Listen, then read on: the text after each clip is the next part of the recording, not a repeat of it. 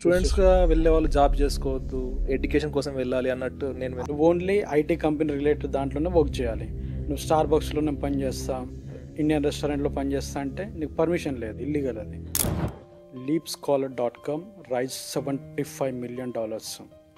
యాక్చువల్గా వాడు ఎగ్జాక్ట్గా నేనేం చేశానో దాన్ని కాపీ కొట్టాడు. అక్కడ ఇంకా ఇక ప్యూర్ బిజినెస్ అనమాట, trillions of dollars. If India is for sale they can literally by it. Okay, అంత డబ్బు. రెస్టారెంట్ పోయి బిర్యానీ ట్రై చేశాను అనమాట. లిటరల్గా నాకు వామిటింగ్ వచ్చింది. అరే ఇది ఎట్లా తింటుర్రా అని నేను అనుకున్నా. ఇక్కడ పోయినా యూఎస్ఏలో అట్లాగే బిర్యానీ ఉంటుంది. ఎందుకంటే అమెరికాలో మొత్తం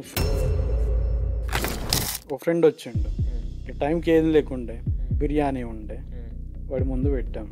వాడు ఫ్యాన్ అయిపోయిండు. వాడు పోయి గ్రూప్లో షేర్ చేసిండు, అరే నేను ఈరోజు బెస్ట్ బిర్యానీ యునైటెడ్ స్టేట్స్లో తిన్నా. అదొక పెద్ద వైరల్ అయిపోయింది. ఇక ఊబర్ తీసుకుందాం, ప్యారిస్ టూర్ వెళ్తాడు, మార్నింగ్ 3 అయితే ఎవడు క్యాబ్ ఆపడు. అప్పుడు వాడికి ఐడియా వస్తుంది, మనమే ఒక సాఫ్ట్వేర్ తయారు చేసి ఇప్పుడు ఈ కార్స్ని కస్టమర్స్ని కలిపితే అయిపోతుంది కదా.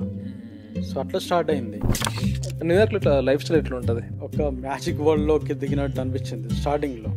ఎందుకంటే వాళ్ళ ఉన్న ఎక్స్పోజరు, నాలెడ్జ్ చాలా ఎక్కువ. ఈ టెస్లా కార్ ఏదైతే ఉందో ఇప్పుడు ఫ్యాన్సీ, బట్ అప్పుడు అట్లా లేదు. అది 3 సార్లు ఫెయిల్ అయిపోయేది, అప్పుడే ఖతం అయిపోయేది. బట్ ఇలాన్ మస్క్ దాంట్లో అప్పుడు వాడు తయారు చేయలే, ఆ కంపెనీ వాడు పెట్టలేదు. వాడు జస్ట్ ఇన్వెస్టర్, దాంట్లో మేజర్ ఇన్వెస్టర్ అనమాట. స్టార్టప్ అంటే ఒక గూగుల్, మైక్రోసాఫ్ట్, యాపిల్, ఊబరు ఇలాంటివి అనమాట. నువ్వు టెక్నాలజీ బిల్డ్ చేస్తేనే ఇన్వెస్టర్ ఇన్వెస్ట్ చేస్తాడు. నువ్వు ఏదో బ్రిడ్జ్ కట్టి వాళ్ళకి ఛార్జ్ చేస్తా అంటే అది స్టార్టప్ అవ్వదు. హాయ్ ఫ్రెండ్స్, నా పేరు Srikanth and welcome back to my village show vlogs. So ఇవాళ పోడ్కాస్ట్ ఏంటిదంటే, ఆకర్ష్ గారు అని చెప్పేసి కరీంనగర్ నుంచి వెళ్ళి పిహెచ్డి కోసం అని చెప్పేసి న్యూయార్క్ సిటీకి వెళ్ళి అక్కడ డిఫరెంట్ స్టార్టప్స్ అయితే ఫౌండ్ చేసి ఉండే. Food tech startup, edtech startup and ఇప్పుడైతే డిస్ట్రప్టివ్ డీప్ టెక్ స్టార్టప్ అని కూడా రన్ చేస్తున్నారు. అంత ఎక్స్పెన్సివ్ నగరమైన న్యూయార్క్లో జాబ్ చేయడమే చాలా కష్టం అనుకుంటే, సో ఒక ఏకంగా స్టార్టప్ స్టార్ట్ చేసి ఒక బిజినెస్ రన్ చేయడం అయితే చాలా కష్టం. అసలు స్టార్టప్స్ అనేవి అమెరికాలో ఎట్లా బిల్డ్ అవుతాయి, నిజంగా ఒక మన తెలుగు వాళ్ళు లేకపోతే ఇండియా వాళ్ళు అక్కడికి వెళ్ళి స్టార్టప్ స్టార్ట్ చేయొచ్చా? సో ఇవన్నీ అయితే ఈ పోడ్కాస్ట్ అయితే డీప్గా డిస్కస్ చేసి ఉంటుంది. సో ఒకసారి కంప్లీట్గా చూడండి. అండ్ మనకు కూడా ఓకే, ఒక కాన్ఫిడెన్స్ అయితే బిల్డ్ అవుతుంది. మనం కూడా జస్ట్ ఇండియాలోనే కాదు, డిఫరెంట్ అమెరికాలో సిలికాన్ వ్యాలీకి, న్యూయార్క్ సిటీ, ఇంకా డిఫరెంట్ ప్లేస్లకు వెళ్ళి కూడా మనం స్టార్ట్ చేయొచ్చు అనే కాన్ఫిడెన్స్ కూడా బిల్డ్ అవుతుంది. So let's go. పోడ్కాస్ట్కి స్వాగతం అన్న. ఓకే, అసలు కరీంనగర్ నుంచి న్యూయార్క్ ఎట్లా వెళ్ళారు? అసలు ఆ న్యూయార్క్లో ఒక స్టార్టప్ స్టార్ట్ చేయాలని ఆలోచన అసలు ఎట్లా వచ్చిందన్న మీకు? అసలు చిన్నప్పటి నుంచి ఓకే, స్టడీస్లో బాగా ఉండేవాడిని. ఓకే. సో ఇవన్నీ చెప్పి మీ లింక్డ్ఇన్ ప్రొఫైల్ కూడా ఉంది, 9th క్లాస్ వరకు క్లాస్ ఫస్ట్ అని ఉంది. 9th క్లాస్ వరకు క్లాస్ ఫస్ట్.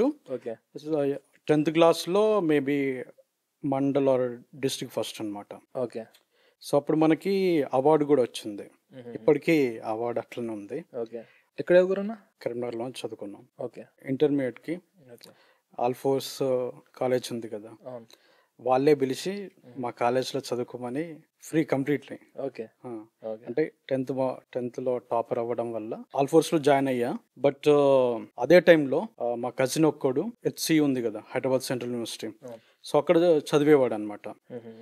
నన్ను రమ్మనేవాడు. ఓకే, సో అక్కడికి వెళ్తే అది బాగా నచ్చేసింది. ఎందుకంటే ఓకే, పెద్ద క్యాంపస్, 2500 సంథింగ్ ఎకర్స్, పెద్ద లైబ్రరీ ఉంది. ఓకే, ఇంకా అందరూ చదువు గురించే మాట్లాడతారు, బేసిక్గా ఎంకరేజ్ చేస్తారు. అవును. మళ్ళీ అప్పుడు ఐఐటిజీ ప్రిపరేషన్ అంటే ఇంకా క్రేజీ అనమాట. దానికి సంబంధించిన బుక్స్ కూడా ఉండేవి, హెచ్సి వర్మ అలాంటి బుక్స్. బట్ మన ఆల్ఫోర్స్లో అలాంటి బుక్స్ ఎంకరేజ్ చేసేవాళ్ళు కాదు. ఒకటి తెలుగు అకాడమీ ఆ బుక్స్ ఉండేవి, అవే చదవాలి. ఆల్ఫోర్స్ ఇచ్చిన మెటీరియల్ అవే ప్రిపేర్ అవ్వాలి. అవును. ఐఐటిజీ రాశాను, అంటే హెచ్సిలో ప్రిపేర్ అయ్యి, ఓకే, బట్ ర్యాంక్ రాలేదు. దాని తర్వాత ఇంకొకటి అదే సిమిలర్ టెస్ట్ ఉంటుంది. సో దాంట్లో ఆల్ ఇండియా ర్యాంక్ వచ్చిందనమాట. ఓకే. సో దానివల్ల ఒకటి నేషనల్ యూనివర్సిటీలో నాకు సీట్ వచ్చింది. ఓకే. సో దాంట్లో ఇంటిగ్రేటెడ్ మాస్టర్స్ చేశాను అనమాట. ఇంటిగ్రేటెడ్ మాస్టర్స్ చేశాను. అక్కడే ఇక చాలా ఎక్స్ప్లోర్ చేశాము. ఓకే. అది one of the top university in India. Okay. So అక్కడ ఆల్మోస్ట్ అన్ని టాప్ యూనివర్సిటీస్ ఉంటాయి కదా, టాప్ ఇన్స్టిట్యూట్స్. ఐఏఎస్సి బెంగళూరు కావచ్చు, ఓకే.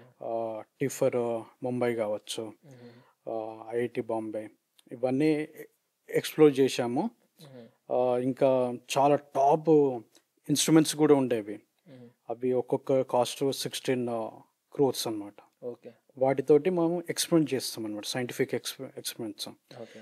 సో నేను అక్కడే India can offer in terms of education and research, so maximum అదే ఆఫర్ చేయగలుగుతుంది ఇండియా. సో నేను అక్కడే అది చూశాను. ఇంకొంచెం బెటర్ అంటే IIT Bombay, IIT Madras. So అక్కడ కూడా నేను వెళ్ళాను అనమాట. పీజీ కోసం వెళ్ళారన్నా? ఏది ఐఐటి ఇది పార్ట్ ఆఫ్ కరికులం అనమాట. ఓకే. ఇంటిగ్రేటెడ్ మాస్టర్స్ ఏదైతే ఉందో, సో ఆ పార్ట్ ఆఫ్ కరికులమే అది కూడా ఉంటుంది అనమాట. ఓకే. ప్యూర్ రీసెర్చ్ ఎక్స్పీరియన్స్ కోసం ముందు మొత్తం మనము రీసెర్చ్ చేస్తాం అనమాట. ఓకే. సో దానికి ఎక్స్పీరియన్స్ రావాలంటే అక్కడ చాలా అడ్వాన్స్డ్ ఇన్స్ట్రుమెంట్స్ ఉంటాయి అన్నమాట. సెమ్, టెమ్, ఎక్స్ఆర్డి ఇట్లా ఉంటాయి. ఓకే. సో ఐఐటి బాంబేలో అట్లా ఐఐటి బాంబే వెళ్ళాము. బట్ మొత్తానికి ఏంటంటే ఇంకా ఇంతవరకే ఇండియా ఆఫర్ చేయగలుగుతుంది, దీన్ని మించి మనం వెళ్ళాలంటే బయటకు వెళ్ళాల్సిందే. సో అట్లా మనం జిఆర్ఈ టెస్ట్ రాయడం జరిగింది. దాని తర్వాత న్యూయార్క్ సిటీలో అడ్మిషన్ వచ్చింది. దేంట్లో? పిహెచ్డికి. Okay. PhD in electrical engineering అనమాట. సో అట్లా న్యూయార్క్ రావడం జరిగింది అనమాట. న్యూయార్క్ వచ్చిన తర్వాత పిహెచ్డి కంటిన్యూ చేశారా? కొన్ని రోజులు చేశాను. ఓకే. దాని తర్వాత మనకి కొలంబియా యూనివర్సిటీ పక్కనే మన అపార్ట్మెంట్. ఇప్పుడు నేను ఏ అపార్ట్మెంట్లో ఉంటున్నాను అటుపక్క సోషల్ సైన్స్ డిపార్ట్మెంట్ ఉంటుంది. అందులోనే సారా అలీ ఖాన్ చదువుకున్నది, హీరోయిన్. ఓకే. సో అక్కడ ఒక పక్కనేమో ఈ డిపార్ట్మెంట్ ఉంటుంది, ఇంకో పక్కనేమో కొలంబియా గర్ల్స్ హాస్టల్ ఉంటుంది. అక్కడ ఒక సెపరేట్ ఈకో సిస్టమ్ వైబ్ ఉంటుంది. చాలామంది across the globe, across United states, across the globe students వస్తూ ఉంటారు అనమాట. సమ్మర్ ఇంటర్న్షిప్ కావచ్చు, లేదంటే కొలంబియా యూనివర్సిటీలో చదువుకోవడానికి కావచ్చు. ఇంకొకటి బట్లర్ లైబ్రరీ అని ఉంటుంది, అది కొలంబియా క్యాంపస్లోనే ఒక పార్క్ లా ఉంటుంది అనమాట, part of Columbia university. So అక్కడ ఏంటంటే చాలా స్పేసియస్గా ఉంటుంది, చాలా మొక్కలు ఉంటాయి, అంటే ఓపెన్ ప్లేస్, మంచిగా కూర్చోవచ్చు, గడ్డి ఉంటుంది, గ్రీనరీ. న్యూయార్క్ నుంచి వాళ్ళు డాగ్ని వాక్ చేయడానికి అక్కడికి వస్తారు. అట్లాగే జేపీ మోర్గన్ కావచ్చు, లేదంటే కార్లైల్ గ్రూప్ కావచ్చు, గోల్డ్మెన్ సాచ్ కావచ్చు, టీపీజీ, ఇవన్నీ చాలా పెద్ద పెద్ద ఆర్గనైజేషన్స్. అందులో వాళ్ళ యాసెట్స్ అండర్ మేనేజ్మెంట్, అంటే వాళ్ళ దగ్గర ఉన్న ఆస్తులు లెక్క కడితే ఒక్కొక్కటి దగ్గర $600 billion ఉంటుంది. $600 billion నుంచి $11 trillion వరకు యాసెట్స్ అండర్ మేనేజ్మెంట్. అంత ఆస్తులు వాళ్ళ దగ్గర ఉన్నాయి, అంటే ఆర్గనైజేషన్స్ దగ్గర. మీరు పిహెచ్డి చేసింది ఎక్కడన్నా? సిటీ యూనివర్సిటీ ఆఫ్ న్యూయార్క్ అని ఉంటుంది. ఓకే. సో అక్కడే చాలా మంది చదువుకున్నారు. ఈవెన్ కేటీఆర్ కూడా part of city university New York అనమాట. బట్ అతని డిపార్ట్మెంట్ వేరు, అతను ఎంబీఏ చేశాడు. ఇంకా ఇప్పుడు ప్రెసెంట్ మేయర్ ఎవరైతే ఉన్నారో న్యూయార్క్ సిటీ మేయర్, అతను కూడా సేమ్ యూనివర్సిటీలో చదివాడు అనమాట. ఇంటెల్ ఫౌండర్ కూడా సేమ్ యూనివర్సిటీ. మీకు ఎట్లా వచ్చింది దాంట్లో సీట్? ఏంటి అంటే ఎంత స్కోర్ చేస్తే వచ్చింది అన్నట్టు? నార్మల్గా జిఆర్ఈ రాశాము, బట్ దానికి రాలేదు, జిఆర్ఈ స్కోర్కు రాలేదు. యాక్చువల్గా జస్ట్ బిఫోర్ కోవిడ్ నాకు ఒక గవర్నమెంట్ జాబ్ వచ్చింది పూణేలో, సెంట్రల్ గవర్నమెంట్ జాబ్. సో నేను అక్కడికి వెళ్ళిపోయా. బట్ మనం చేయాల్సింది రీసెర్చ్, ల్యాబొరేటరీలో పని చేయాలి. కోవిడ్ వచ్చింది, సో మొత్తం కంప్లీట్ షట్. అప్పుడు నేనేం చేశా అంటే ఒకటి కోవర్కింగ్ స్పేసెస్ అని ఉంటుంది, కోవర్కింగ్ స్పేస్ రెంట్ తీసుకున్నాం. ఎవరు లేడు, నేను ఒక్కనే. సో జిఆర్ఈ ప్రిపరేషన్ ఇది నడుస్తుంది, ఆ జిఆర్ఈ అయిపోయింది అప్పటికి, ఐఎల్స్ ప్రిపరేషన్ ఉంది. సో అది నడుస్తుంది. సడన్గా ఒక రోజు ఈమెయిల్ వచ్చింది అనమాట న్యూయార్క్ నుంచి. ఇండియా టైం మార్నింగ్లో వచ్చింది. సడన్గా ఈవినింగ్ నీకు ఇంటర్వ్యూ ఉంటుంది, రెడీగా ఉండని చెప్పారనమాట. అప్పటిదప్పట్లో మనం ప్రిపేర్ అవ్వలేము. బట్ ఇంకా ఆ టైం వరకు ఉన్న 7 o'clock ఇండియా టైంలో, ఈవినింగ్ 7 o'clock ఉన్నాను. ఇంటర్వ్యూ చేశారు, జనరల్ క్వశ్చన్స్ అడిగారు. ఇంకా క్యాజువల్గా మాట్లాడుతున్నా ప్రొఫెసర్. క్యాజువల్గా ఎలా అంటే నేను చూపిస్తున్నా అనమాట, నేను ఇక్కడ ఉన్న పూణేలో, అంటే where are you right now అన్నాడు. అంటే పూణే సిటీలో ఉన్నాను, ఒక కోవర్కింగ్ స్పేస్లో ఉన్నాను. Do you want me to show around అన్న, ప్లీజ్ అన్నాడు. నేను చూపించాను అనమాట. చూపిస్తే వెనకాలో అంటే సైడ్లో ఎన్ని బుక్స్ కనిపిస్తున్నాయి. చూసి ఇంకా ఫ్లాట్ అనమాట ప్రొఫెసర్. అరే అందరూ కరోనా టైంలో ఇంట్లో కూర్చుంటే నువ్వు, నీకు పర్మిషన్ అట్లా వచ్చింది, అక్కడ ఆ బుక్స్ అవన్నీ ఏంటి, ఇంకా ఈ డిస్కషన్ మొదలు పెట్టాడు అనమాట. సో అదొక గుడ్ ఇంప్రెషన్ క్రియేట్ చేసింది. దాని తర్వాత నాకు ఒక టాస్క్ ఇచ్చిండు. ఏంటి, నీకు ఒక దాదాపు ఒక 170 అప్లికేషన్స్ ఇస్తా. అవి పోస్ట్ డాక్ అప్లికేషన్స్, అంటే పిహెచ్డి అయిన తర్వాత పోస్ట్ డాక్ చేస్తారు అనమాట. 2 years ఉంటుంది. అప్లికేషన్ ఇస్తాను నీకు, వాళ్ళు నువ్వే ఇంటర్వ్యూ చేయాలి. అంటే ఫస్ట్ రౌండ్ నువ్వే ఇంటర్వ్యూ చేసి ఫిల్టర్ అవుట్ చేయాలి, ఎవడు మనకు పనికి వస్తాడు, ఎవడు పనికిరాడు. ఎందుకంటే మనం ఒక రీసెర్చ్ ప్రాజెక్ట్ మీద వర్క్ చేయబోతున్నాం, స్పింట్రోనిక్స్ మీద వర్క్ చేయబోతున్నాం. సో ఎవడు పనికి వస్తాడు, ఫస్ట్ రౌండ్ ఆఫ్ ఇంటర్వ్యూ నేనే కండక్ట్ చేయాలి. అట్లా దాదాపు ఒక 30-40 కంట్రీస్ నుంచి అప్లికేషన్స్ వచ్చినాయి. అందులో పాకిస్తాన్ వాళ్ళు ఉన్నారు, వియత్నాం వాళ్ళు ఉన్నారు, తైవాన్ వాళ్ళు ఉన్నారు, సియోలు ఉన్నారు, సింగపూర్, ఇట్లా చెప్పుకుంటూ పోతే ఇక ఆల్మోస్ట్ అన్ని కంట్రీస్. వాళ్ళందరితోటి ఇంటర్వ్యూ చేశాను. లాస్ట్కి కొన్ని సెలెక్ట్ చేసి ఇచ్చాను అనమాట. లాస్ట్కి ఒక్కడు సెలెక్ట్ అయ్యాడు, వాడిని కూడా నేనే రికమెండ్ చేశాను అనమాట, తమిళోడు. సో అది ఒక మంచి ఇంప్రెషన్ క్రియేట్ చేసింది. సరే నువ్వు వచ్చాయి అని అట్లా చెప్పాడు. సో నేను జిఆర్ఈ ప్రిపరేషన్ ఇదంతా ఏది చేశాను అది ఏం యూస్ కాలే, just he got some good impression on me. Because of that I got this opportunity అనమాట. సో అప్పుడు మీకు ఏమనిపించింది, న్యూయార్క్ ఒక మెయిన్ యూనివర్సిటీలోకి మీరు పోతున్నారు కదా, అప్పుడు ఎట్లా ఫీలింగ్ ఉండే మీకు? యాక్చువల్గా చెప్పాలంటే నేను ఫ్లైట్ ఎక్కి పోతున్నా, ఫ్లైట్లో ఫస్ట్ 6 hours పడుకున్నా, లండన్ క్రాస్ అయ్యాం, రెడ్ సీ అని వస్తుంది. అప్పుడు ఇక ఒక ఫీలింగ్ వస్తుంది అనమాట, అరే జీవితంలో ఏదో సాధించాం. అంటే కింద లండన్, ఇంకొంచెం ముందుకు పోతే సముద్రం ఉంటుంది, ఆల్మోస్ట్ ఒక 4-5 hours సముద్రం ఉంటుంది. అప్పుడు ఒక మంచి ఇంప్రెషన్ అనమాట. అక్కడికి వెళ్ళిన తర్వాత మీరు పిహెచ్డి స్టార్ట్ చేశారు కదా, మరి ఎందుకు పిహెచ్డి అక్కడ డిస్కంటిన్యూ చేశారు? న్యూయార్క్ అనేది business hub, world capital for the business అంటారు.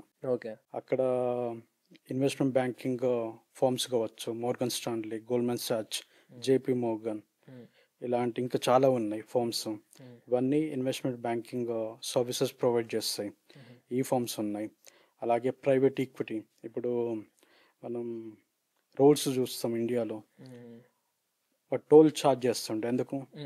That is privately owned by either Blackstone or TPG, Carlyle group, Apollo global, KKR, ఇట్లా ప్రైవేట్ ఈక్విటీ ఫర్మ్స్ ఉన్నాయి.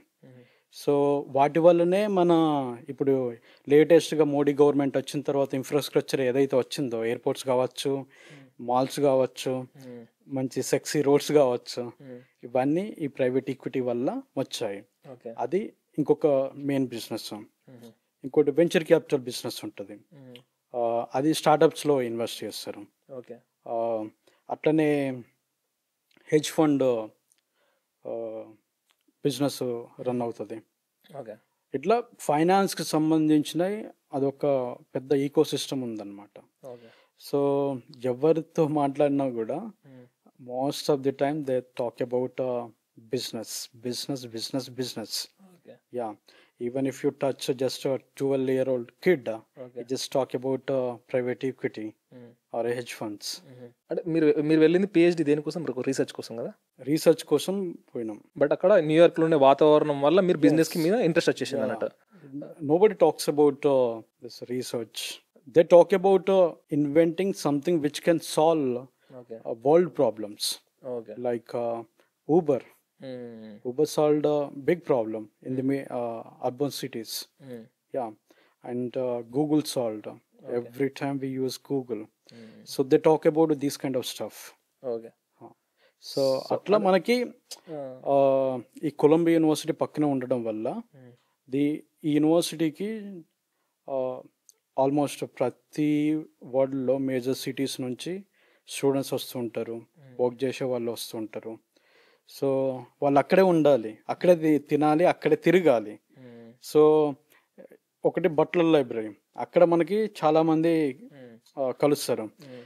ఇంకొకటి మార్నింగ్ సైడ్ హైట్స్ పార్క్ అని ఉంటుంది, పెద్ద park ఉంటుంది, okay. లెంత్లో ఉంటుంది. ఓకే. సో అక్కడ ఏంటంటే సన్ వస్తాడు. Most of the time New York సిటీలో ఇదేంటి క్లౌడీగా ఉంటుంది, లేదంటే రెయిన్ వస్తుంది. ఓకే. బట్ ఇక్కడికి వెళ్ళి మార్నింగ్ సైడ్ హెడ్స్ పార్క్ దగ్గరికి వెళ్తే చాలామంది అమ్మాయిలు ఇలా పడుకుంటారు లిటరల్గా. ఓకే. బుక్స్ పట్టుకొని పడుకొని దాన్ని ఏమంటే బాస్కింగ్ అంటారు, సన్ బాస్కింగ్, సన్ బాత్ అంటారా? Sun kissing, sun basking. Okay. So అట్లా ఉంటారు అనమాట. సో వాళ్ళు ఆల్రెడీ గ్రాడ్యుయేట్ అయిపోయిన వాళ్ళు కూడా ఉంటారు. సో అక్కడ మనకి చాలా కాన్వర్సేషన్స్ జరుగుతుంటాయి. ఇంకొకటి ఇదంతా అప్పర్ మ్యాన్హాటన్లో జరుగుద్ది. ఓకే. ఇంకా డౌన్ టౌన్ మ్యాన్హాటన్ అంటే ఇప్పుడు మన స్కైలాండ్స్ చూస్తాం మూవీస్లో, మహర్షి మూవీ, పెద్ద పెద్ద బిల్డింగ్స్, పెద్ద పెద్ద బిల్డింగ్స్, అదంతా down town Manhattan. Okay. So అక్కడ ఇంకా ఇక ప్యూర్ బిజినెస్ అనమాట, trillions of dollars. If India is for sale they can literally by it. Okay. అంత డబ్బు అన్ని డాలర్లో ఇట్లా ఇసిరేయచ్చు. ఓకే. సో ఇవన్నీ అన్నిటికీ కొద్దిగా ఇన్ఫ్లుయెన్స్ అయ్యారు అన్నట్టు. మెయిన్గా బిజినెస్ గురించి డిస్కషన్స్ వల్ల ఇవన్నీ ఇన్ఫ్లుయెన్స్ అయిపోయి అప్పుడు మీరు ఈ స్టార్టప్ లాంటికి షిఫ్ట్ అయిపోయారా? 2-3 రోజుల నుంచి వర్షం పడుతుంది, రూమ్లో మొత్తం అదేంటి చలి చలి, స్మెల్ వస్తుంది. అట్లీస్ట్ బయటకు పోదాం, ఆ కొలంబియా యూనివర్సిటీ దగ్గరికి పోదామని పోయినాం. వర్క్ చేస్తున్నా, అక్కడికి ఒక హార్వర్డ్ స్టూడెంట్ వచ్చిండు. వాడు హార్వర్డ్ స్టూడెంట్ అని నాకు తెలియదు, నా పని నేను చేస్తున్నా, వాడు ఏదో చేసుకుంటుండు. పార్క్లో టెంట్ ఉంది, ఆ టెంట్లో కూర్చొని పని చేస్తున్నాం. మధ్యలో ఇక బోర్ కొడుతుంది కదా, అప్పుడు హాయ్ హలో అని నేనే మాట్లాడాను అనమాట. వాడు యాక్చువల్గా వాడి గర్ల్ ఫ్రెండ్ కోసం వచ్చాడు. వాళ్ళు డేటింగ్ యాప్లో కనెక్ట్ అయ్యారంట. సో తను కొలంబియా యూనివర్సిటీలో చదువుద్ది, వాడేమో హార్వర్డ్ బిజినెస్ స్కూల్లో చదువుతాడు. ఓకే. సో అట్లా ఇలా మనం ఇప్పుడు ఎట్లా మాట్లాడుకుంటున్నామో అలాగే కాన్వర్సేషన్ స్టార్ట్ అయింది. సో హార్వర్డ్లో ఏంటంటే ఫేస్బుక్ అక్కడ నుంచే వచ్చింది, మైక్రోసాఫ్ట్ అక్కడ నుంచే వచ్చింది. సో ఫేస్బుక్ ఎట్లా స్టార్ట్ అయింది, అక్కడ కాన్వర్సేషన్ మొదలైంది అనమాట. సో ఆ ఫేస్బుక్ గురించి వాడు చెప్పాడు.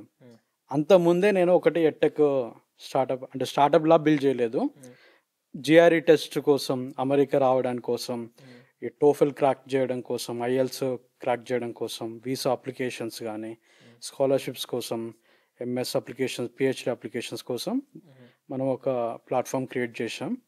సో అది 1,00,000 మందికి పైగా హెల్ప్ చేసింది. సో దాని గురించి నేను చెప్పాను. వాడు నవ్వుతుండు. ఎందుకు నవ్వుతున్నారా అంటే నువ్వేమైనా పిచ్చోడువా, అది చేసి దాన్ని స్కేలప్ చేయకుండా ఇక్కడేం చేస్తున్నావు అని చెప్పాడు అనమాట. ఓకే. ఇప్పుడు ఫేస్బుక్ కూడా అట్లాగే స్టార్ట్ అయింది. వాడు ఈ social community, student community build చేయడానికి ఒక ప్లాట్ఫామ్ క్రియేట్ చేస్తాడు.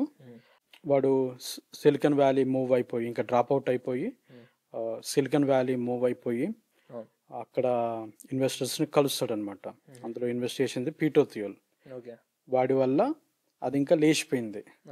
ఇప్పుడు దాంట్లో ఒక మేజర్ ఇన్వెస్టర్ ఎవడైతే ఉందో, ఫస్ట్ ఇన్వెస్టర్ వాడు, నేను లేటెస్ట్గా లింక్డ్ఇన్లో ఒక వీడియో పెట్టా, చూసి ఉంటావు, క్రిస్ హరన్ అనే ఒక వీడియో పెట్టా, thanks for connecting to me అని. వాడు యాక్చువల్గా ఫేస్బుక్లో ఇన్వెస్టర్ అనమాట. ఓకే. వీళ్ళంతా ఇన్వెస్ట్ చేయడం వల్ల వాడు దాన్ని స్కేలప్ చేశాడనమాట. ఓకే. సో బట్ మనకి ఇదంతా తెలియదు ఇండియాలో. అప్పుడు ఇండియాలో ఉన్నా కదా. సో తెలియకపోవడం వల్ల మనం ఏదో వాడుకున్నాం, మన ఎగ్జామ్ అయిపోయింది, మనకి అడ్మిషన్ వచ్చింది, ఇంకా దాని గురించి మర్చిపోయాను అనమాట. బట్ అక్కడ నాకు అర్థమైంది స్టార్టప్స్ ఎట్లా బిల్డ్ అవుతాయి. కొన్ని రోజుల తర్వాత ఏదో పేపర్లో ఆర్టికల్ చూసాను, leapscholar.com రైజ్ $75 million. యాక్చువల్గా వాడు ఎగ్జాక్ట్గా నేనేం చేశానో దాన్ని కాపీ కొట్టాడు. ఇప్పటికి కూడా ఆ కంపెనీ ఉంది, leapscholar.com అని. అప్పుడే వాడు 3-4 years కిందడే $75 million రైజ్ చేశాడు. ఇప్పుడు $500 million రైజ్ చేసి ఉంటాడు, $500 billion. సో ఆ కన్వర్షన్ తర్వాత మీరు రిగ్రెట్ ఫీల్ అయ్యారా? ఓకే. సో దాని తర్వాత ఇక చాలా డౌట్స్ వచ్చినాయి కావచ్చు మీ, అరే నాకు చాలా ఎబిలిటీ ఉంది బట్ ఇక్కడ టైం వేస్ట్ అంటే కాదు, మనకి రీసోర్స్ నాలెడ్జ్ ఇన్ఫర్మేషన్ గ్యాప్ ఉండడం వల్ల నేను అది ఆపర్చునిటీ మిస్ చేసుకున్నా. అదే స్కేల్ చేసి ఉంటే మేబీ ఈ టైంకి అదే స్టాక్ ఎక్స్చేంజ్లో ఉండేది. $75 million రైజ్ చేశాడు అన్నగానే, అరే $75 million అంటే ఎంత, ఒక $10 million అంటేనే 86 crores హ్యూజ్ అమౌంట్. ఓకే. అది నేను 4 years ఆ టైంలో చూసాను. సో దాని తర్వాత ఏం చేశారు మరి? అప్పుడు మనకి చాలా ఇంట్రెస్ట్ వచ్చింది. సో చాలా నెట్వర్క్ అయ్యేవాడిని అనమాట. హార్వర్డ్ నుంచి చాలా కంపెనీస్ వస్తాయి, అట్లాగే స్టాన్ఫర్డ్ యూనివర్సిటీ ఉంది, ఇంకా ఇవి 2 మెయిన్. ఇక్కడ నుంచి ఎక్కువ స్టార్టప్స్ వస్తాయి. ఇంకా కొలంబియా యూనివర్సిటీ నుంచి కూడా కొన్ని వస్తాయి. NYU ఉంది మనకి, న్యూయార్క్ యూనివర్సిటీ, దాని నుంచి కొన్ని వస్తాయి. సో వీళ్ళతోటి ఎక్కువ ఇంటరాక్ట్ అయ్యే వాళ్ళని. అయితే ఒక హార్వర్డ్ కాదు, ఆ యూనివర్సిటీ పేరు చెప్పకూడదు. సో వాడిని కన్విన్స్ చేశాం. ఏం చేశామంటే అప్పుడు కోవిడ్ టైం కదా, అరే నువ్వు ఒక్కనివి ఏం ఏంటో లెక్చర్స్ ప్రొజెక్టర్లో పెట్టు అందరూ ఉందామని. సో వాడు ఇనిషియల్గా ఒప్పుకోలేదు, మొత్తానికి అయితే ఒప్పుకున్నాడు అనమాట. ఒప్పుకున్న తర్వాత లైవ్ లెక్చర్స్. ఇప్పుడు ఆ యూనివర్సిటీలో ఎవరైనా చదవాలంటే వాడు GMAT క్రాక్ చేయాలి. GMATలో 750 స్కోర్ రావాలి. అది అంత స్కోర్ రావాలంటే ఇండియన్స్కి, ఎందుకంటే మన ఇంగ్లీష్ అంత ఉండదు. నాకు ఈ మధ్యన ఒక అమ్మాయి, నా ఫ్రెండ్ ప్రవీణ్ అని, తిరుపతి, ఆ అమ్మాయికి దాదాపు 5 years పట్టింది ఆ ఎగ్జామ్ క్రాక్ చేయడానికి. అంత టఫ్ ఉంటుంది అనమాట. సో ఆ ఎగ్జామ్లో క్రాక్ చేస్తేనే అక్కడ అడ్మిషన్ వస్తుంది స్టాన్ఫర్డ్లో. అది కూడా మనం 2.5 కోట్లు కట్టాలి. అంత ఎక్స్పెన్సివ్. సో అలాంటి యూనివర్సిటీ వాడిని కన్విన్స్ చేసి, అరే నువ్వు లైవ్ లెక్చర్స్ పెట్టు, మేము కూడా వింటామని.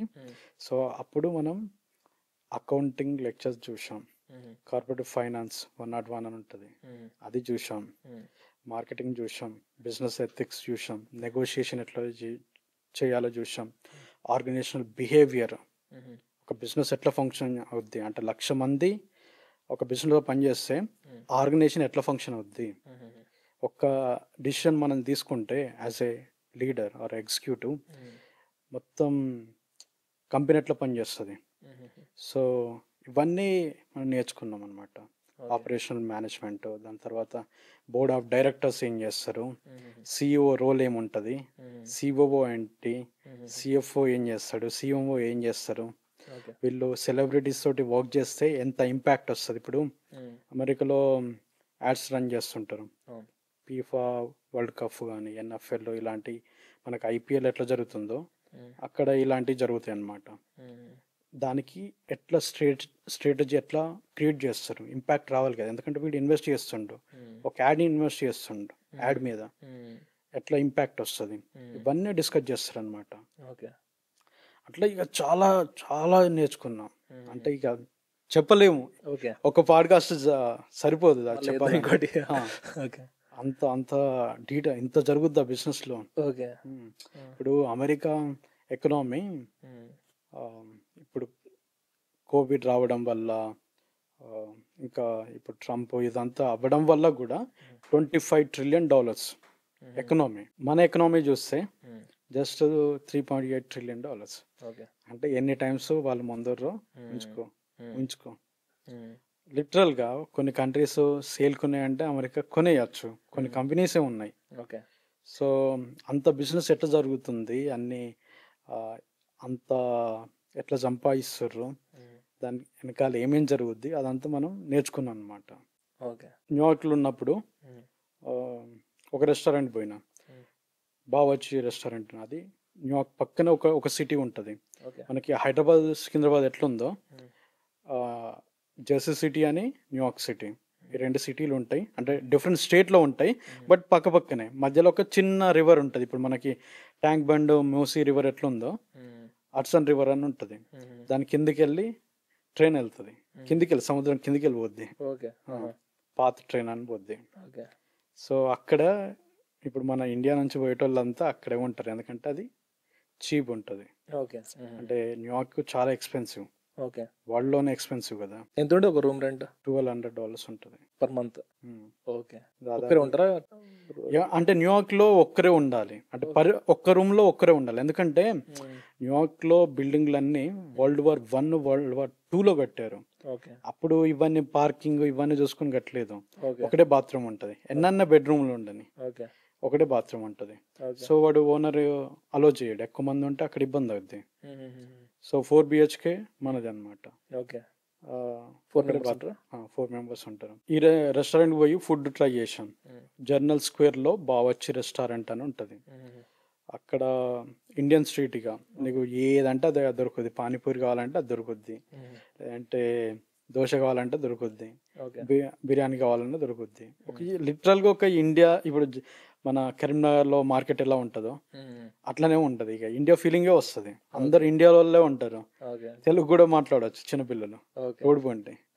సో అంత పాపులేషన్ ఉంటుంది అక్కడ. నేను బిర్యానీ ట్రై చేశాను అనమాట. లిటరల్గా నాకు వామిటింగ్ వచ్చింది. ఓకే. అరే ఇది ఎట్లా తింటుర్రా అని నేను అనుకున్నా. అక్కడ నుంచి వచ్చేసాం. అప్పర్ మ్యాన్హాటన్లో ఇంకా కాస్ట్లీ రెస్టారెంట్ ఉంటుంది అన్నారని, అక్కడ కూడా ట్రై చేసాం. ఇంకా వర్స్గా ఉంది. సో నాకు తెలిసింది ఏంటంటే ఎక్కడ పోయినా యుఎస్ఏలో అట్లాగే బిర్యానీ ఉంటుంది. ఎందుకంటే అమెరికాలో మొత్తం ఫ్రోజన్ మీట్ దొరుకుద్ది, ఫ్రెష్ మీట్ దొరుకుద్ది, బట్ చాలా తక్కువ దొరుకుద్ది, చాలా కాస్ట్లీ. 1 LB అంటే 450 grams, అరౌండ్ 450 grams $13 పడుతుంది మీట్కి. అర్ధ కిలో కూడా కాదు, $13, రఫ్లీ 1000 రూపీస్. అంత కాస్ట్లీ అనమాట. సో ఇదైతే చీపు. సూపర్ మార్కెట్ పోతారు, తెచ్చుకొని వండుకుంటారు. రెస్టారెంట్ కూడా అవే చేస్తాయి బట్ అది 3-4 months ఫ్రీజర్లో ఉంటుంది. ఇక టేస్ట్ ఎట్లుంటుందో ఊహించుకో. మనం మిగిలిపోయిన మీట్ ఏదైతే ఉంటుందో ఇండియాలో, అది 2 రోజులు ఫ్రిడ్జ్లో పెట్టి మళ్ళీ వండితేనే ఎట్లనో అనిపిస్తుంది. 6 months ఫ్రిడ్జ్లో ఉంటే ఎట్లుంటుందో ఊహించుకో. 6 months సూపర్ మార్కెట్ ఇంకా వేరియస్ వేర్ హౌస్, మళ్ళీ మనం తెచ్చుకొని మన ఫ్రిడ్జ్లో పెట్టుకుంటాం కొన్ని రోజులు. సో ఎట్లుంటుందో ఊహించుకో. దాన్ని వీళ్ళు బిర్యానీ చేస్తారు. మరి ఎంత మసాలా వేసినా అది వర్కౌట్ అవుద్దా? కాదు. బట్ ఒక ఇన్సిడెంట్ ఏమైందంటే, మేము ఒకసారి పార్టీ చేసినాం. అంటే నేనే ఇక, ఎందుకంటే నేను మొత్తం బయటే పెరిగా కాబట్టి నాకు ఫుడ్ కుక్ చేయడం ఇక అట్లా అలవాటు అయిపోయింది. కుక్ చేసాం, అది చాలా మందికి నచ్చేసింది. Fresh meet? అది ఫ్రెష్ కాదు, ఇదే ఫ్రోజన్ మీట్. ఫ్రోజన్ మీటే, జస్ట్ పార్టీ కాబట్టి దాన్ని కొంచెం దానికి మసాలా అంటించేసి, ఇది తందూరి ఉంటుంది కదా, అట్లా ఫ్రై చేసాం. బాగా నచ్చింది. ఇంకోసారి ఏంటంటే, ఈ కొలంబియా యూనివర్సిటీ నుంచి ఒక ఫ్రెండ్ వచ్చిండు కాబట్టి ఏదో పెట్టాలి కదా. ఇంకా టైంకి ఏది లేకుండే, బిర్యానీ ఉండే, వాడి ముందు పెట్టాం. తినేసిండు. వాడి దృష్టి మొత్తం దాని మీద ఉంది, బిర్యానీ మీద ఉంది. దాన్నే చూస్తుండు వాడు మధ్య మధ్యలో. అంటే ఇక అడిగితే బాగోదు కదా, ఇంక కొంచెం పెట్టవని దాన్నే చూస్తుండు.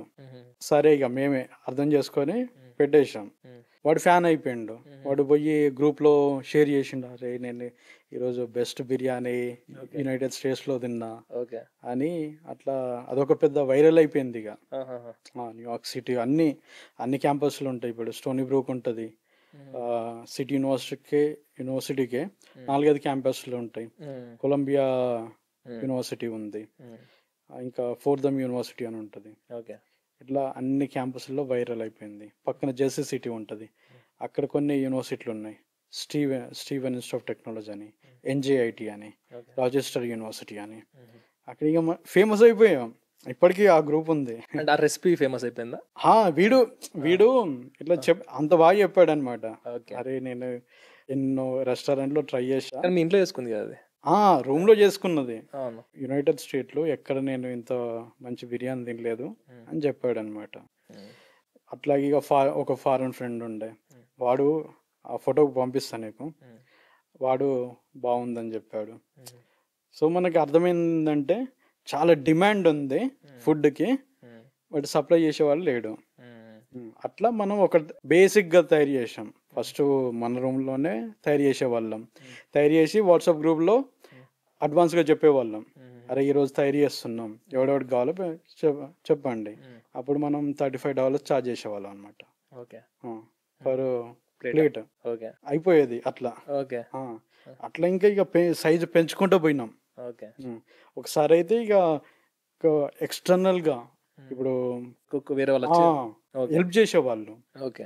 అక్కడ ఉండే నేనే రెసిపీ ఎట్లా చేయాలి, ఏదైనా చేయాలో నేనే చెప్పేవాడిని. బట్ హెల్పర్స్ బయట వాళ్ళు వచ్చేవాళ్ళు. బట్ ఇక స్కేల్ ఎక్కువైన కొద్దీ ఒక ప్రాబ్లం వచ్చింది.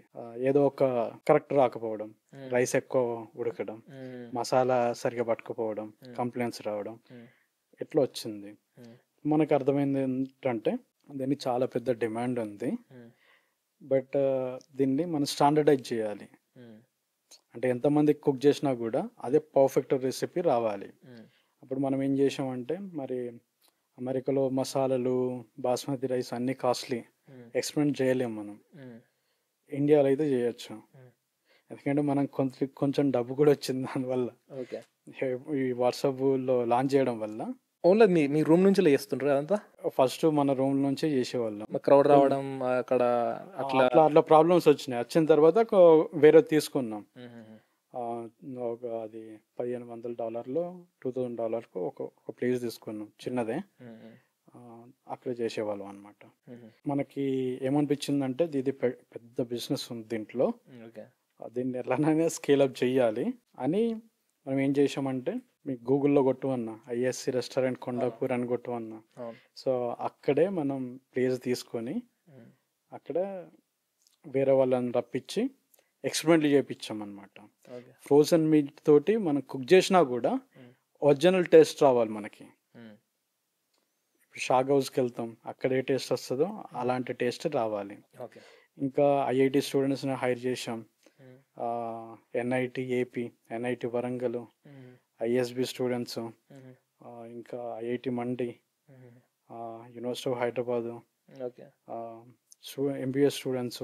వాళ్ళకి కుకింగ్ గురించి అంత తెలుస్తుందా? అంటే బిజినెస్ స్కేల్ అప్ చేద్దామని మార్కెటింగ్ చేసేవాళ్ళు. ఓకే. ఇక డిఫరెంట్ రోల్స్ ఉండేవి అనమాట. అందులో కొంతమంది ఎక్స్పెరిమెంట్స్ కూడా చేసేవాళ్ళు. కెమిస్ట్రీ ల్యాబ్లో ఎట్లా ఎక్స్పెరిమెంట్ చేస్తారో, ఒక కుండ తీసుకొని దాంట్లో కుక్ చేస్తే ఏ టెంపరేచర్కి ఎన్ని వాటర్ పోస్తే, ఎన్ని బియ్యం పోస్తే, ఎంత మసాలా వేస్తే, మనకి ఎంత మీట్ వేస్తే పర్ఫెక్ట్ రెసిపీ ఎట్లా వస్తుంది అని వాళ్ళు చాలా రోజులు ఎక్స్పెరిమెంట్ చేశారు. కొంతమంది ఇంటర్న్షిప్ కోసం వచ్చారు. ఒక స్టార్ట్అప్ ఎట్లా బిల్డ్ చేస్తున్నాం వాళ్ళు రాస్తారు అనమాట. వాళ్ళ 6 months ప్రాజెక్ట్ ఉంటుంది కదా. సో అట్లా సక్సెస్ ప్రోడక్ట్లు వచ్చినాయి. దాని తర్వాత రెస్టారెంట్ పెట్టేశాం హైదరాబాద్లో. ఎందుకంటే ఫస్ట్ కస్టమర్ ఫీడ్బ్యాక్ మనకు వచ్చింది అనుకో, హైదరాబాద్లో మంచిగా ఉందంటే ఇంకా అమెరికాలో అది సక్సెస్ అవుద్ది. అట్లా దాన్ని లాంచ్ చేసాం. మంచి ఫీడ్బ్యాక్ వచ్చింది. అది నువ్వు ISC lower dash food tech అనే ఇన్స్టాగ్రామ్లో కొడితే ఫస్ట్ వీడియోలో ఒక చిన్న పాప వీడియో ఉంటుంది ఇన్స్టాగ్రామ్లో. తను జెన్యూన్ చిన్న పాపలు అబద్ధం ఆడారు కదా, సో తను జెన్యూన్ రివ్యూ ఉంటుంది. వాళ్ళ మమ్మీ లైవ్గా క్యాప్చర్ చేసి మనకు పంపించింది అనమాట. అంటే అంత హ్యాపీగా ఫీల్ అయితేనే కదా వాళ్ళు పంపిస్తారు. సో అట్లా మనకి ఆర్డర్స్ వచ్చేవి, మంచి ఫీడ్బ్యాక్ వచ్చింది. దాని తర్వాత ఇది ఇక్కడ ట్రై చేసిన వాళ్ళు ముంబైలో ఉండే వాళ్ళు ఇక్కడికి రండి, కొత్తగా టవర్స్ కట్టారు, ఇక్కడ ఏ రెస్టారెంట్ లేదు అని వాళ్ళు ఇన్వైట్ చేశారనమాట. సో అట్లా మనం ముంబైలో కూడా రెస్టారెంట్ ఎస్టాబ్లిష్ చేసాం. బట్ ప్రాబ్లం ఏంటొచ్చిందంటే ఈ కమిషన్ దగ్గర. ఇది అమెరికాలో కూడా చేసుకుంటే ఇక్కడ చేసారా? కాదు, ఇంకా అమెరికాలో ఆపేసాం. ఎందుకంటే మనము ఇక్కడే కంప్లీట్గా R&D చేస్తున్నాం అనమాట. అంటే పర్ఫెక్ట్గా రావడం కోసం బాంబేలో ఎస్టాబ్లిష్ చేసాం. ప్రాబ్లం ఏంటంటే మనకు ఆర్డర్స్ వస్తున్నాయి, బట్ ఎన్ని ఆర్డర్స్ వచ్చినా కూడా వీడికి డబ్బులు పోతున్నాయి. స్విగ్గీ వాడు మరీ టూ మచ్, ఇంకా చాలా దొబ్బేస్తుండు వాడు. కొన్నిసార్లు వాడే ఫేక్ రివ్యూ రాసేసి ఈ ఫుడ్ కస్టమర్కి నచ్చలేదంట, రీఫండ్ అడిగేశాడు, వాడే రాసేస్తాడు. మళ్ళీ ఇంకోటి ఏమంటాడంటే మీ రెస్టారెంట్ని పైకి చూపించాలంటే ఇన్ని యాడ్స్ కొనుక్కోండి, అట్లా దొబ్బేస్తుండు. ఇప్పుడు ఆల్రెడీ 28% కమిషన్ దొబ్బేస్తుండు ప్రతి ఆర్డర్ మీద. మనకి అందులో అన్ని బొంగ మిగిలేది 30%. దాంట్లో నుంచి మన సాలరీస్ ఇవ్వాలి, గ్యాస్, ఎలక్ట్రిసిటీ అన్నీ ఉంటాయి కదా, లేబర్ ఛార్జెస్. సో మనకి ఎక్కడ మిగులుతుంది వీడియో దొబ్బేసిన తర్వాత? ఇవన్నీ బొంగ మళ్ళీ ఇంకా వీడు ఏమంటాడంటే మీరు యాడ్స్ కొనుక్కోండి, మీకు విజిబిలిటీ పెరుగుద్ది. అది కాకుండా మళ్ళీ ఈ ఫేక్ రివ్యూస్ రాసేసి అట్లా అట్లా దొబ్బేసేవాడు. కొంచెం జొమాటో బెటరు, జొమాటో దీపేందర్ గోయల్. సో అది కొంచెం బెటరు. నాకేమనిపించిందంటే ఇదే సిస్టమ్ అమెరికాలో కూడా ఉంది. 35% వాడు తీసుకుంటాడు. Door dash, Uber eats, Grubhub ఇవన్నీ ఉంటాయి అన్నమాట. వీళ్ళు అంతే ఛార్జ్ చేస్తారు. వీళ్ళతో మనం ఎట్లా కంపీట్ అవుతాం? సో ఇది వర్కౌట్ అవ్వదు అని నాకు అనిపించింది. అదే టైంలో ఇంకొక రెస్టారెంట్ గోదావరి అని, వాళ్ళు కూడా మళ్ళీ స్టూడెంట్స్ ఉండే అప్పుడు. వాళ్ళు ఒక బ్రాండ్ స్కేలప్ చేశారు, చాలా పెద్ద స్కేల్లో, ఆల్మోస్ట్ అన్ని సిటీస్ కవర్ చేశారు గోదావరి బ్రాండ్తో. కానీ మూతపడిపోతున్నా విపరీతంగా, పెద్ద లాస్ అన్నమాట. నాకు అనిపించిందంటే ఈ బిజినెస్ అనేది వర్కౌట్ అవ్వదు. సో అట్లా అనుకొని ఇంకా దాన్ని షట్ చేసినాం. స్విగ్గీ, జొమాటో కాకుండా రెస్టారెంట్కి వచ్చి తినే వాళ్ళు ఉంటారు కదా, అట్లా అలా ఫుల్ ప్రాఫిట్. ఒకరోజు నైట్ ఏమైందంటే, అంటే ఈ కంటెంట్ క్రియేషన్కి ఎట్లా వచ్చినామని చెప్తా. ఒకరోజు డిజైన్ ఒకటి బిర్యానీ మంచి డిజైన్ చేశాం. ఎవడో నైట్ 2కి రెస్టారెంట్ క్లోజ్ అయ్యే టైంలో ఇన్స్టాగ్రామ్ స్టోరీస్ ఉంటాయి కదా, అప్పుడు మన ఇన్స్టాగ్రామ్ పేజ్ ఉంది కదా, అప్పుడు చాలా మంది ఫాలోవర్స్ ఉండేవాళ్ళు, 3000 పైన ఉండేవాళ్ళు. ఇప్పుడు కంటెంట్ పెట్టట్లే కాబట్టి వెళ్ళిపోయారు. సో ఎవడో చూశాడు, వాడికి అంత అట్రాక్టివ్గా అనిపించింది ఆ డిజైన్. ఆ 2కి నేను ఫుడ్ తినాలి ఇంక అంతే, అది ఎంతైనా మంచిదే. వాడు ఎక్కడో కూకట్పల్లి అవతలో ఉన్నాడు, అయినా కూడా వాడు ఇంకా కన్సిస్టెంట్గా ఈ ఫుడ్ నాకు పంపియండి, ఎంత అయినా పర్లేదు అని. అంటే ఇంక ఏదో పంపించాం, ఊబర్ బుక్ చేసాం, ఊబర్లో పంపించాం వాడికి నైట్. అప్పుడు అనిపించింది అరే ఒక పీస్ ఆఫ్ కంటెంట్కి ఇంత ఇంపాక్ట్ ఉంటుందని. వాడు ఆర్డర్ చేసింది దాదాపు ఒక 3000 పైన. దాని తర్వాత ఇప్పుడు అమెరికాలో మీరు స్టార్ట్ చేయలేదా రెస్టారెంట్ టైప్లో? మరి రెస్టారెంట్ అంటే ఇదే ప్లేస్ తీసుకొని అది స్టార్ట్ చేసాము, అక్కడే ఆపేసాము. ఇంకా దాని తర్వాత ఇక బాంబేలోనే చేసాం. బాంబేలో ఎట్లా చేసామంటే, ముంబై నుండి మనకి హైదరాబాద్కి బస్సెస్ వస్తాయి కదా, వాడు మధ్యలో ఎక్కడ దాబా దగ్గర ఆగాడు అనుకో, వాడు ఆల్మోస్ట్ డబుల్ ఛార్జ్ చేస్తాడు, స్పెషల్ బిర్యానీకి. మళ్ళీ వాడు వచ్చేదే ఇంత. మనం ఏం చేసామంటే ఈ బస్ ఆపరేటర్స్ తోటి టైప్ పెట్టుకొని డైరెక్ట్ ఆ కస్టమర్కి వాడే చెప్పేస్తాడు, ఎవరికైనా కావాలంటే ఇప్పుడే చెప్పండి, అక్కడికి వెళ్తే మీకు డబుల్ రేటు పడుతుంది అని. సో మన బిర్యానీ ఆ బస్సులు అన్నిటికి వెళ్ళేది. అట్లా బాగానే రెవెన్యూ వచ్చింది, బట్ కొంచెమే మార్జిన్ ఉండేది, ఎందుకంటే మనం ఎక్కువ ఛార్జ్ చేయట్లేదు. దీనికి ఫండింగ్ ఇవంతా ఎట్లా? స్టార్ట్అప్ అంటే ఇప్పుడు మొత్తం మీరు చూసుకున్నారా funding, everything? Okay. Family support మీరు ఓన్గా ఎర్న్ చేసిన దాంతో? ఫ్యామిలీ సపోర్ట్ ఉండే, కొంచెం మనం అమెరికాలో ఏం చేసింది, దాని తర్వాత కొంచెం లోన్ కూడా తీసుకొచ్చాం.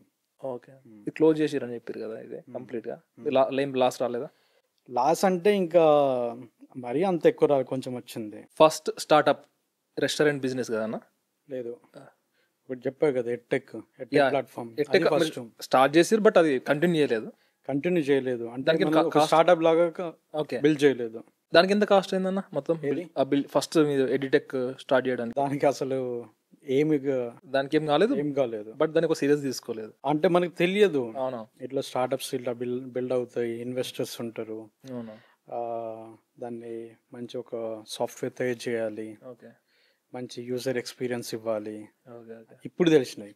అంతకుముందు మనకు తెలియదు. ఓకే. మనం ఏదో మిగతా వాళ్ళతోటి మనం జిఆర్ఈ టెస్ట్ ప్రిపేర్ అవ్వాలి, అట్లా తయారు చేసినాం. తయారు చేస్తే నేను అప్పుడు ఐఐటి బాంబేలో ఉన్నా. సో మనకి కొంచెం టైం దొరికేది. అక్కడ ఉన్న స్టూడెంట్స్ తోటి మనం ప్రిపేర్ అవుదాం అని ఉండేది. ఎందుకంటే వాళ్ళకి ఎంత డెడికేషన్ అంటే ఒక్కడికి 30 lakhs ప్యాకేజ్ వచ్చింది, బీటెక్ అయిపోయింది. బట్ ఇంకో 3 నెలల్లో టోక్యోలో జాబు, 30 లక్షలు ప్యాకేజ్. వాడు ఇంటికి పోకుండా జిఆర్ఈ టెస్ట్ ప్రిపేర్ అవుతుంటారు. అంటే ఎంత సీరియస్గా ఉన్నారో ఊహించుకోవచ్చు. ఓకే. సో అట్లనే ఇంకోటి ఫార్ములా 1 కారు ఇంకా వేరే స్టూడెంట్స్ డిజైన్ చేస్తారు, దానికి టెస్టింగ్ జరిగేది అనమాట.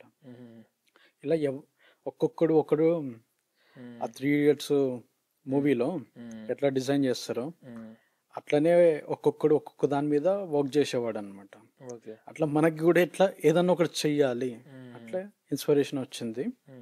సరే ఒకటి బిల్డ్ చేద్దాం వీళ్ళని అందరినీ కనెక్ట్ చేయడానికి, అట్లా స్టార్ట్ చేసాం. ఈ రెస్టారెంట్ బిజినెస్ ఎంట్రీ కదన్న, దీనికి ఎంత కాస్ట్ అయింది? ఇంకా మనం ఓవర్ పీరియడ్ ఆఫ్ పెట్టాము. ఎన్ని ఇయర్స్ చేసారు అది? దాదాపు ఒక 3.5 years చేసాం. ఎంత కాస్ట్ అయిందన్న? పర్ఫెక్ట్గా లెక్కే లేదు, బట్ 3 కోట్లకి పైనే పోయింది. దానికి ఫండింగ్ ఇవన్నీ ఓన్లీ మొత్తం మీరేనా?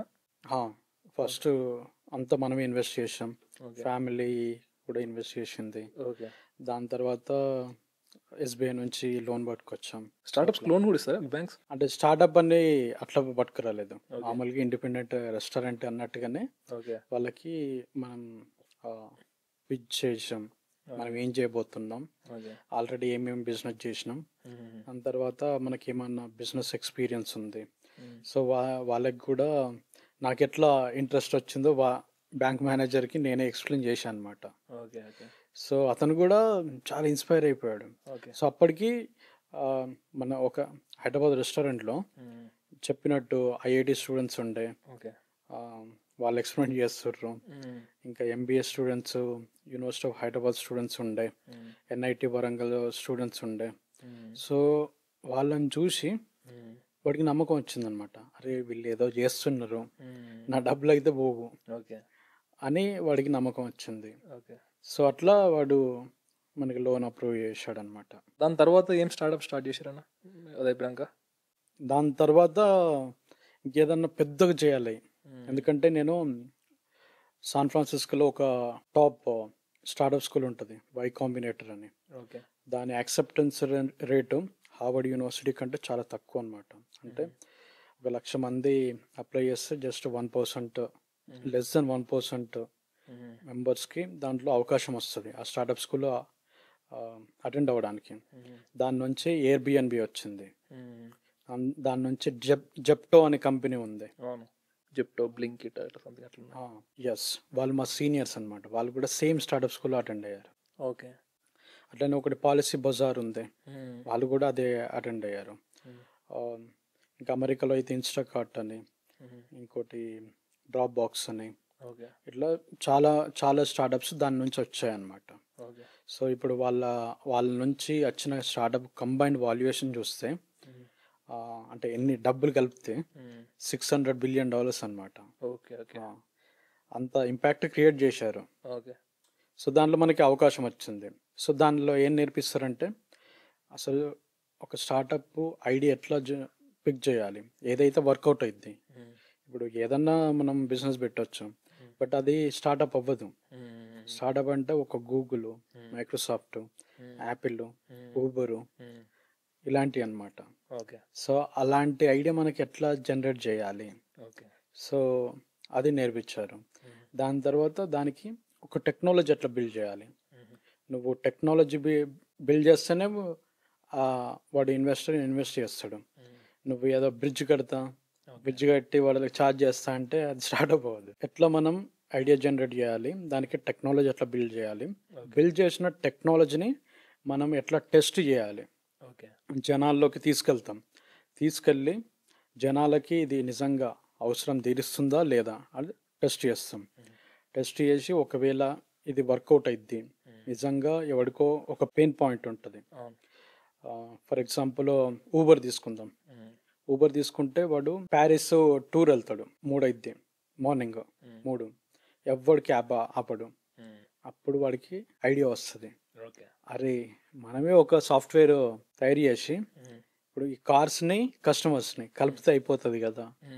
సో అట్లా స్టార్ట్ అయింది. ఇప్పుడు అది $180 బిలియన్ కంపెనీ. ఓకే. అది ఎట్లా టెస్ట్ చేయాలి, టెస్ట్ చేసిన తర్వాత మళ్ళీ దానికి ఏదన్నా తప్పులు పోతే అభ్యాసం దాన్ని ఎట్లా కరెక్ట్ చేయాలి, దాన్ని ఎట్లా సేల్ చేయాలి. ముందే కస్టమర్ పే చేయడు, వాడు జస్ట్ యూజ్ చేస్తాడు, వాడికి ఎట్లా ఛార్జ్ చేయాలి. ఇదంతా మనకి ఒక డేటా వస్తుంది, ఇంతమంది యూజ్ చేశారు, ఇంతమందికి ప్రాబ్లమ్ సాల్వ్ చేస్తుంది. సో ఆ డేటా వచ్చిందనుకో, పోయి ఇంకా ఇలాన్ మాస్కో, మార్క్ జకర్బర్గ్, చాలా బిలియనర్స్ ఉంటారు కదా. ఓకే. సో వాళ్ళకి పిచ్ చేస్తాం అనమాట. ఓకే. ఎందుకంటే వాళ్ళ దగ్గర డబ్బు ట్యాప్ లా ఉంది, బిలియన్స్ ఆఫ్ డాలర్స్ ఉంది. మళ్ళీ వాళ్ళు కూడా ఒకటే బిజినెస్ లో పెట్టారు అనుకో, వాడి డబ్బు ఒకవేళ ఏదో వచ్చి కరోనా ఏదో వచ్చి వాడి కంపెనీ మూతపడితే $300 బిలియన్ వానిష్ కదా, వానిష్ అవుద్ది. సో వాళ్ళు ఏం చేస్తారు, దాన్ని డైవర్సిఫికేషన్ చేస్తారు. అట్లా మనం ఏదన్నా ఇన్నోవేటివ్ ఐడియా ఉంటే దాంట్లో ఇన్వెస్ట్ చేస్తారు. అట్లా ఇప్పుడు చేస్తున్నారా మీరు? ఇప్పుడు చేసాం, నా దగ్గరికి వచ్చారు. ఓకే. లింక్డ్ఇన్ లో రీసెంట్ గా నేను ఇదే క్రిస్ హరున్ గురించి చెప్పా. ఆ లింక్డ్ఇన్ లో వీడియో ఉంటుంది, చూడొచ్చు ఎవరన్నా చూడాలనుకుంటే. సో దాంట్లో అతను నాకు కనెక్ట్ అయ్యాడు. అతను ఫేస్బుక్ ఫస్ట్ ఇన్వెస్టర్. ఫేస్బుక్ ఇప్పుడు మనం అందరం ఫేస్బుక్ ఎందుకు వాడుతున్నాం అంటే అందులో ఇతను ఒక ఇన్వెస్టర్, ఇతను దానికి కాంట్రిబ్యూట్ చేశాడు. అట్లా ఇన్వెస్టర్స్ ఉంటారు అనమాట. వీళ్ళేమో ఈ ఇలాన్ మాస్క్ కావచ్చు, లేదంటే జెఫ్ బేజోస్ కావచ్చు. జెఫ్ బేజోస్ మన ఒక ఇండియా కంపెనీలో ఇన్వెస్ట్ చేశాడు విపరీతంగా, పర్ప్లెక్సిటీ. ఇప్పుడు దాని వాల్యుయేషన్ వచ్చేసి $18 బిలియన్. మన ఇండియా నుంచి ఏదన్నా గూగుల్కి కాంపిటీషన్ ఇచ్చే అది సాఫ్ట్వేర్ కావచ్చు, ప్రోడక్ట్ కావచ్చు, కంపెనీ కావచ్చు, ఏదైనా తయారైందంటే పర్ప్లెక్సిటీ అది. దాంట్లో ఎన్విడియా ఇన్వెస్ట్ చేసింది, జెఫ్ బేజోస్ ఇన్వెస్ట్ చేశాడు, సాఫ్ట్ బ్యాంక్ ఇన్వెస్ట్ చేసింది. ఇట్లా ఉంటారు. వాళ్ళ దగ్గరికి వెళ్ళి మన ఐడియా పిచ్ చేయాలి. ఒకవేళ వాడికి అనిపించింది అనుకో, అరే వీడు ఏదో చేస్తాడు, వాడికి ఐడియా నచ్చొచ్చు, కొన్నిసార్లు ఐడియా నచ్చుద్ది, కొన్నిసార్లు ఫౌండర్ నచ్చొచ్చు. ఐడియా నచ్చకపోయినా కూడా అరే వీడు ఏదో చేస్తాడు అనిపించింది అనుకో, వాడు చెక్ రాస్తాడు అనమాట. చెక్ ఇంకా ఇనిషియల్గా అయితే ఎక్కువ ఇన్వెస్ట్ చేయరు, $1 మిలియన్, $2 మిలియన్ ఇట్లా ఇన్వెస్ట్ చేస్తారు, ఎవరి కెపాసిటీ బట్టి వాడు. అది ఇనిషియల్ రౌండ్. దాని నుంచి మనం ఏదో కోవర్కింగ్ స్పేస్ తీసుకుంటాం, శాన్ ఫ్రాన్సిస్కోలోనో, ఆస్టిన్లోనో, డల్లస్లోనో, లాస్ ఏంజల్స్లోనో, న్యూయార్క్ సిటీ, అక్కడ తీసుకొని ఒక 5-6 డెవలపర్స్, సాఫ్ట్వేర్ డెవలపర్స్ హైర్ చేసుకొని, ఒకరిద్దరు టెస్టర్స్, ఒకరిద్దరు యూఐఎక్స్ డిజైనర్స్ హైర్ చేసుకొని దాన్ని ఒక ప్రోడక్ట్ ప్రాపర్ సాఫ్ట్వేర్ తయారు చేస్తాం. ఇంకా లైవ్ పెట్టేస్తాం, ఎవడైనా యూజర్ వాడుకోవచ్చు. ఛార్జ్ కూడా చేస్తాం, $15, $25 మన ప్రోడక్ట్ బట్టి. సో అట్లా ఇనిషియల్ ప్రోడక్ట్ అనేది వస్తుంది. దాని తర్వాత మనకి ఇక ఒకవేళ అది అక్కడ సక్సెస్ అయింది అనుకో, సో దీన్ని సీడ్ రౌండ్ అంటారు. మనం ఫస్ట్ ఈ బిలియనర్స్ దగ్గర నుంచి రైట్ చేస్తున్నాం కదా. బిలియనర్స్ కావచ్చు, మన ఫ్రెండ్స్ కావచ్చు, ఫ్యామిలీ మెంబర్స్ కావచ్చు, లేదంటే మన ఓన్ మనీ కావచ్చు. ఇది ప్రీ సీడ్, సీడ్ మనీ అంటారు. సీడ్ లెవెల్ ఐడియా పుట్టించింది.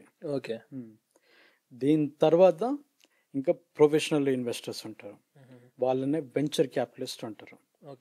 సో వెంచర్ క్యాపిటలిస్ట్ అంటే మన ఇండియాలో చాలా తక్కువ ఉన్నాయి, ఎందుకంటే ఇక మన దగ్గర అంత డబ్బు లేదు. బట్ కొన్ని ఉన్నాయి, బ్లూమ్ వెంచర్స్ అని ఉంది, ముంబైలో ఉంటుంది. ఇంకా మిగతా అన్నీ ఫారెన్ ఉంటాయి. సికో క్యాపిటల్ అని ఉంటుంది, సాఫ్ట్ బ్యాంక్ అని ఉంటుంది, గూగుల్ వెంచర్స్, యాపిల్ వెంచర్స్, ఇంకా battery ventures, light speed ventures, axle ventures, ఇట్లా విపరీతంగా వెంచర్ క్యాపిటల్ ఫార్మ్స్ ఉంటాయి అన్నమాట.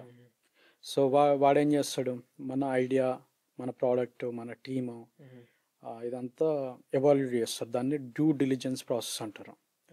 సో ఈ డిలిజెన్స్ ప్రాసెస్లో మనం నెగ్గామనుకో, మన బ్యాక్గ్రౌండ్ కరెక్ట్ ఉంది, మన ఎడ్యుకేషన్ బాగుంది, మన దగ్గర నాలెడ్జ్ కూడా ఉంది, సో అప్పుడు వాడు మనకి చెక్ రాస్తాడు. ఓకే. సో వాడు మొత్తం అప్పుడే ఇన్వెస్ట్ చేయడు, వాడు జస్ట్ $700K, అంటే దాదాపు ఒక 5 కోట్లు 6 కోట్లు ఒక్కడు పెడతాడు. బట్ అది మనకు సరిపోదు, ఎక్కువ కావాలి, ఇంకా కనీసం ఒక $4 million మనకి కావాలి ఇనిషియల్ స్టేజ్లో. మనం ఏం చేస్తాం, వీళ్ళలాగే ఇంకా మిగతా ఇన్వెస్టర్స్ ఉంటారు కదా, వాళ్ళ దగ్గరికి వెళ్తాం. వాళ్ళ దగ్గరికి వెళ్ళి వాళ్ళకి కూడా సేమ్ ప్రాసెస్, వీడు ఆల్రెడీ ఇన్వెస్ట్ చేశాడు అని చెప్తాం. ఫస్ట్ ఇన్వెస్ట్ చేసినోడు మంచి బ్రాండెడ్ వీసీ అయింది అనుకో, సాఫ్ట్ బ్యాంక్ కానీ, సికోవే క్యాపిటల్, లేదంటే ఇది టైగర్ గ్లోబల్, ఇవన్నీ బ్రాండెడ్ నేమ్స్ అన్నమాట. ఓకే. సో వీళ్ళు ఎవరన్నా ఉన్నారనుకో, మిగతా వాళ్ళు ఆటోమేటిక్గా ఈజీగా ఇన్వెస్ట్ చేస్తారు. సో అట్లా మనం $4 million రైజ్ చేస్తాం. మీ కంపెనీ చేస్తుంది ఇవన్నీ ప్రాసెస్? మనమే చేసుకోవాలి యాజ్ ఏ ఫౌండర్. ఓకే. నేనేమంటున్నా అంటే ఇప్పుడు మీ నెక్స్ట్ రెస్టారెంట్ ఇది అయిపోయింది కదా, నెక్స్ట్ ఇదే చేస్తున్నాం మనం. ఈ పాడ్కాస్ట్ చేసేది కూడా దీనికి హెల్ప్ అవడానికి. ఓకే. ఇప్పుడు ఎవరైతే చూస్తారో వాళ్ళు ఆటోమేటిక్గా వాడే ఇన్వెస్ట్ చేయొచ్చు, వాడు రెఫరల్ కూడా చేయొచ్చు. ఓకే. ఎంతోమంది చూస్తారు. ఇట్లనే ఇంకా ఇంగ్లీష్లో కూడా చేస్తాం అనమాట. లింక్డ్ఇన్లో ఎక్కువ వీడియోస్ పెడతాం, బిజినెస్ వీడియోస్. వాయిస్ కరెక్ట్గా రావట్లేదు అని, బట్ అయినా కూడా మనం పెడతాం. ఎందుకంటే ఇప్పుడు క్రిస్ హరున్, వాడు ఒక పెద్ద ఇన్వెస్టర్, వాడు నాతో ఎందుకు కనెక్ట్ అయ్యాడు, వాడు వీడియో చూశాడు కాబట్టి. కావిడ వైల్లీ అని ఉంటుంది, నువ్వు గూగుల్లో కొట్టు, తను $11.1 trillion మేనేజ్ చేస్తుంది. అంటే దాదాపు $1 trillion 86 లక్షల కోట్లు. $1 trillion 86 లక్షల కోట్లు. ఓకే. మేబీ ఈ రూమ్ నింపితే సరిపోదేమో. ఓకే. మన వీడియో చూసి కనెక్ట్ అయింది. ఇప్పుడు లింక్డ్ఇన్లో నాకు ఫాలో అవుద్దామే. నాకు ఇప్పుడు వచ్చిన డౌట్ ఏంటంటే, ఇప్పుడు మీరు చేసే బిజినెస్ వేరే బిజినెస్కి సపోర్ట్ ఇవ్వడమా, కొత్తగా ఏమన్నా స్టార్ట్ చేసిన వాళ్ళకు ఇవన్నీ ప్రాసెస్ చూసుకోవడమా? మన బిజినెస్ ఏంటంటే, చైనాలో ఒక ప్లాట్ఫామ్ ఉంటుంది alibaba.com అని. సో వాడు ఏం చేశాడంటే, ఇప్పుడు ఇక్కడ ఆల్మోస్ట్ అన్ని ప్రోడక్ట్స్ ఇంక్లూడింగ్ ఇది కూడా చైనా నుంచే వచ్చింది. ఎందుకు వస్తున్నాయంటే, వాడు ఒక టెక్నాలజీ కనిపెట్టాడు, అదే alibaba.com. వాడు సింప్లిఫై చేశాడు మొత్తం, టెక్నాలజీ కావచ్చు, లాజిస్టిక్స్ కావచ్చు, ఇంకా global exposure for SMEs. Okay. ఇవన్నీ సింప్లిఫై చేశాడు. ఓకే. బట్ మనకి ఇండియాలో ఆ ప్రాజెక్ట్ చేసేది ఒక్క కంపెనీ చెప్పు, ఏదన్నా ఉందా? లేదు. ఓకే. ఒకటి ఇండియా మార్ట్ అన్న ఉంది. బట్ వాడేం చేస్తాడు, వాడు హైదరాబాద్లో తప్పించి హైదరాబాద్ దాటితే వాడికి తెలియదు అది. వాడు చేసేది ఏంటంటే బయ్యర్ని సెల్లర్ని కలుపుతాడు, ఇంకేం పట్టించుకోడు. వాడు ఫ్రాడ్ అయినా ఏదైనా మనమే చూసుకోవాలి.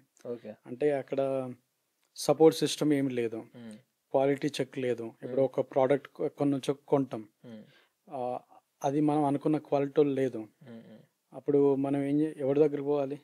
డబ్బులు ఆల్రెడీ పే చేసి ఉంటాం. ఎందుకంటే కొన్ని టైమ్స్ మనం ఢిల్లీ నుంచి ప్రోడక్ట్ తెప్పిస్తాం, వాడిని మనం చూడలేదు, ప్రోడక్ట్ కూడా చూడలేదు, పేమెంట్ చేసేసాం. ఎందుకంటే ఇది ఇండియా మార్ట్ ద్వారా మనకు కాంటాక్ట్ వచ్చింది, ఏదో నమ్మకంతో చేసాం.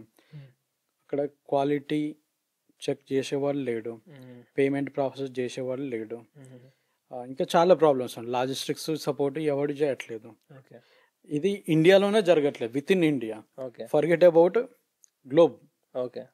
సో ఇప్పటికి కూడా సూరత్ అనే ఒక సిటీ ఉంది, అక్కడ చిన్న సిటీ, కానీ నాకు తెలిసి హైదరాబాద్ కంటే ఇంటర్నేషనల్ హోటల్స్ అక్కడే ఎక్కువ ఉన్నాయి. ఎందుకున్నాయి చెప్పు? అక్కడ ఎక్కువ బిజినెస్ నడుస్తాయి కావచ్చు. అక్కడ సారీస్ మ్యానుఫ్యాక్చరింగ్ అయింది, సారీస్ ఇంకా అదర్ టెక్స్టైల్ మెటీరియల్స్.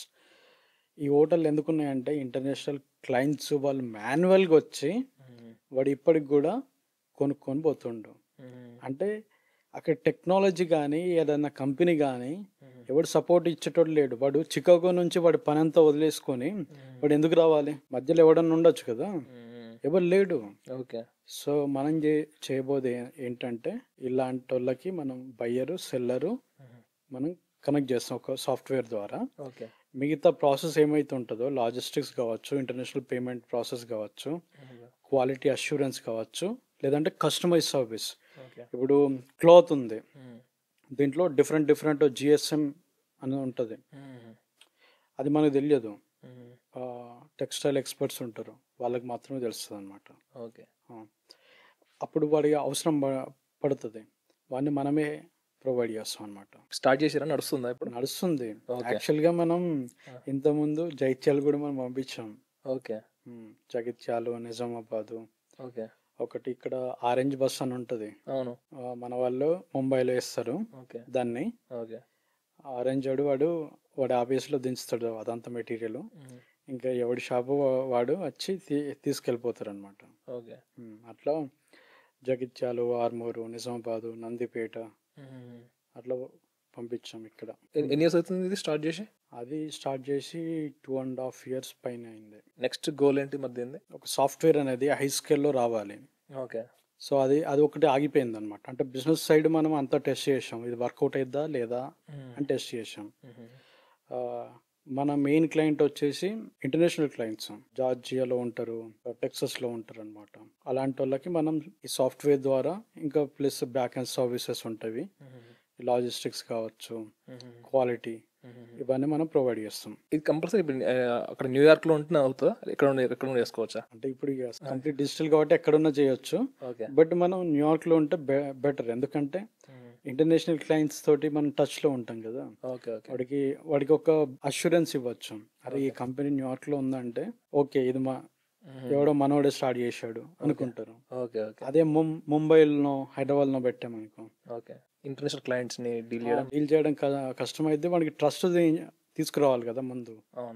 వాడు ఒక్కసారి మనతో బిజినెస్ చేశాడు అనుకో, వాడిని మనం ఎలాగోలో మన చేతనే ఉంచుకోవచ్చు. ఇట్లా మీరు డిఫరెంట్ స్టార్ట్అప్స్ ఇవన్నీ చేస్తారు కదా, ఇంట్లో ఫ్యామిలీ సపోర్ట్ ఎట్లా ఉంటుంది వీటికి? అంటే ఫ్యామిలీ సపోర్ట్ ఇంకా ముందు నుంచి వాళ్ళు over a period of time వాళ్ళు ప్రిపేర్ అయిపోయాడు, వీడు ఎలాగే ఇట్లనే ఉంటాడు, మన మాటినాడు. నేను మోస్ట్లీ ఇంకా 10th class తర్వాత ఇంకా బయటకి వెళ్ళిపోయా.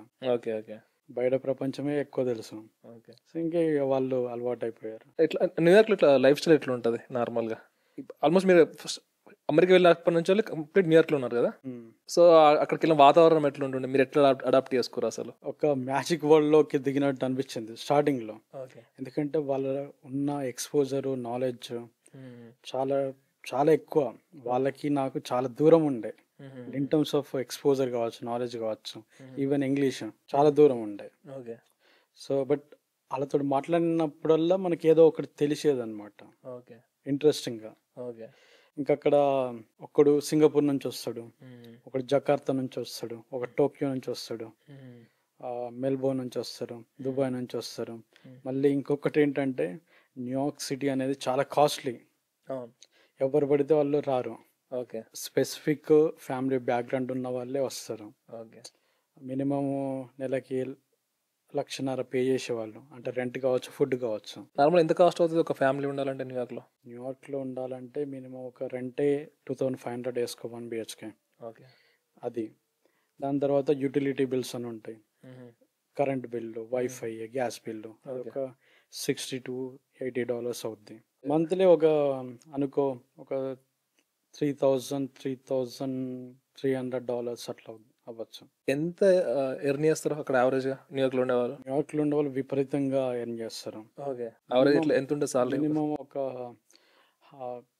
$10K, అంటే 8 లక్షలు మినిమం ఉంటుంది per month.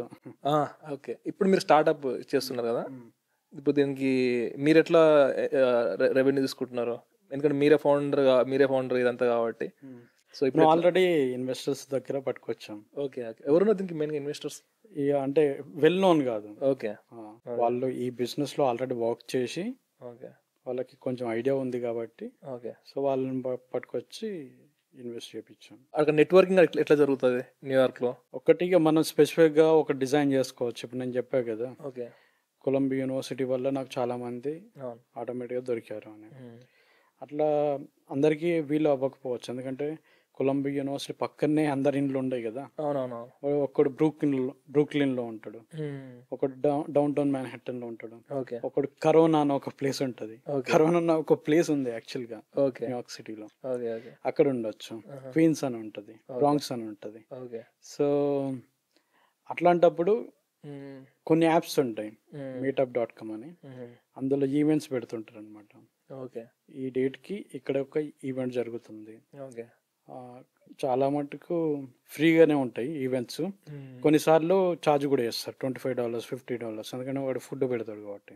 Okay. Okay. So అక్కడ ఈ స్టార్ట్అప్ అది ఇక దాని మీటప్ దాన్ని బట్టి మనకి ఇంట్రెస్ట్ ఉంటే మనం జాయిన్ అవ్వచ్చు, అట్లా అవుతుంటాయి. అలాగే కాకుండా కొంతమంది హార్వర్డ్ బిజినెస్ స్కూల్లో చదువుతుంటారు అనమాట. వాడికి కొంచెం ఓవర్ ఎంతూజియాజం ఉంటాడు, వాడు నెట్వర్కింగ్ నేను చేసుకోవాలని వాడే కండక్ట్ చేస్తాడు, ఇంకా వాడి ఖర్చు పెట్టే. అప్పుడు వాళ్ళే ఇన్వైట్ చేస్తారు. ఓకే. ఓకే. లింక్డ్ఇన్లో కానీ అట్లా నాకు చాలా ఇన్విటేషన్స్ వచ్చేవి. అసలు మీరు వెళ్ళిందే ఒక సింగిల్గా, ఎక్కువ తెలియదు పరిచయాలు, మేబీ ఎక్కువ తెలియకపోయి ఉండొచ్చు, రీసెర్చ్ కోసం వెళ్ళారు.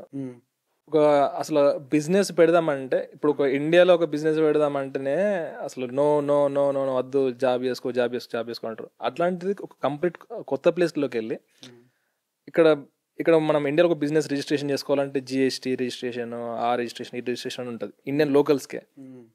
ఇప్పుడు ఫారెన్ వాళ్ళు మన ఇండియన్స్ అమెరికాకి వెళ్ళి అంత సింపుల్ ఒక బిజినెస్ పెట్టడం? అంత ఈజీ కాదు. ఓకే. బట్ మీరు చాలా మంది పెడుతున్నారు, అంటే మీరు కూడా మల్టిపుల్ స్టార్ట్అప్స్కి ఫౌండర్ అయ్యారు. సో ఇది ఎట్లా సాధ్యమైంది? అంటే ఒకటి నాది లక్ అనుకోవాలి, ఆ లొకేషన్లో ఉండడం. ఓకే. దాని తర్వాత నాకు అందరూ చాలామంది హెల్ప్ చేశారు. ఓకే.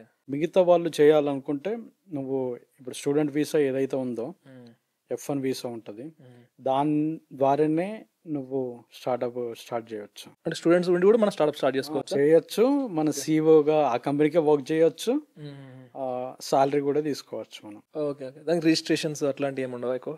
అదే F1 వీసా మీదనే నువ్వు రిజిస్ట్రేషన్ చేసుకోవచ్చు స్టూడెంట్స్ ఉన్నప్పుడే. ఓకే. ఇప్పుడు రీసెంట్ గా ట్రంప్ వచ్చిన తర్వాత H1B వర్క్ వీసా ఉంటది, దానికి కూడా ఇచ్చేసాడు. స్టూడెంట్స్ గా వెళ్ళే వాళ్ళు జాబ్ చేసుకోవద్దు, ఓన్లీ జాబ్స్ చేసుకోవద్దు, ఓన్లీ ఎడ్యుకేషన్ కోసం వెళ్ళాలి అన్నట్టు నేను దీంట్లో ఇది ఇప్పుడు వాడికి ఒక్కటే ఆప్షన్ ఉంటుంది, ఒకటి ఓపీటీ, ఒకటి సిపిటి, మాస్టర్స్ ఇన్ కంప్యూటర్స్ అని చేసావు. నువ్వు ఓన్లీ ఐటీ కంపెనీ రిలేటెడ్ దాంట్లోనే వర్క్ చేయాలి.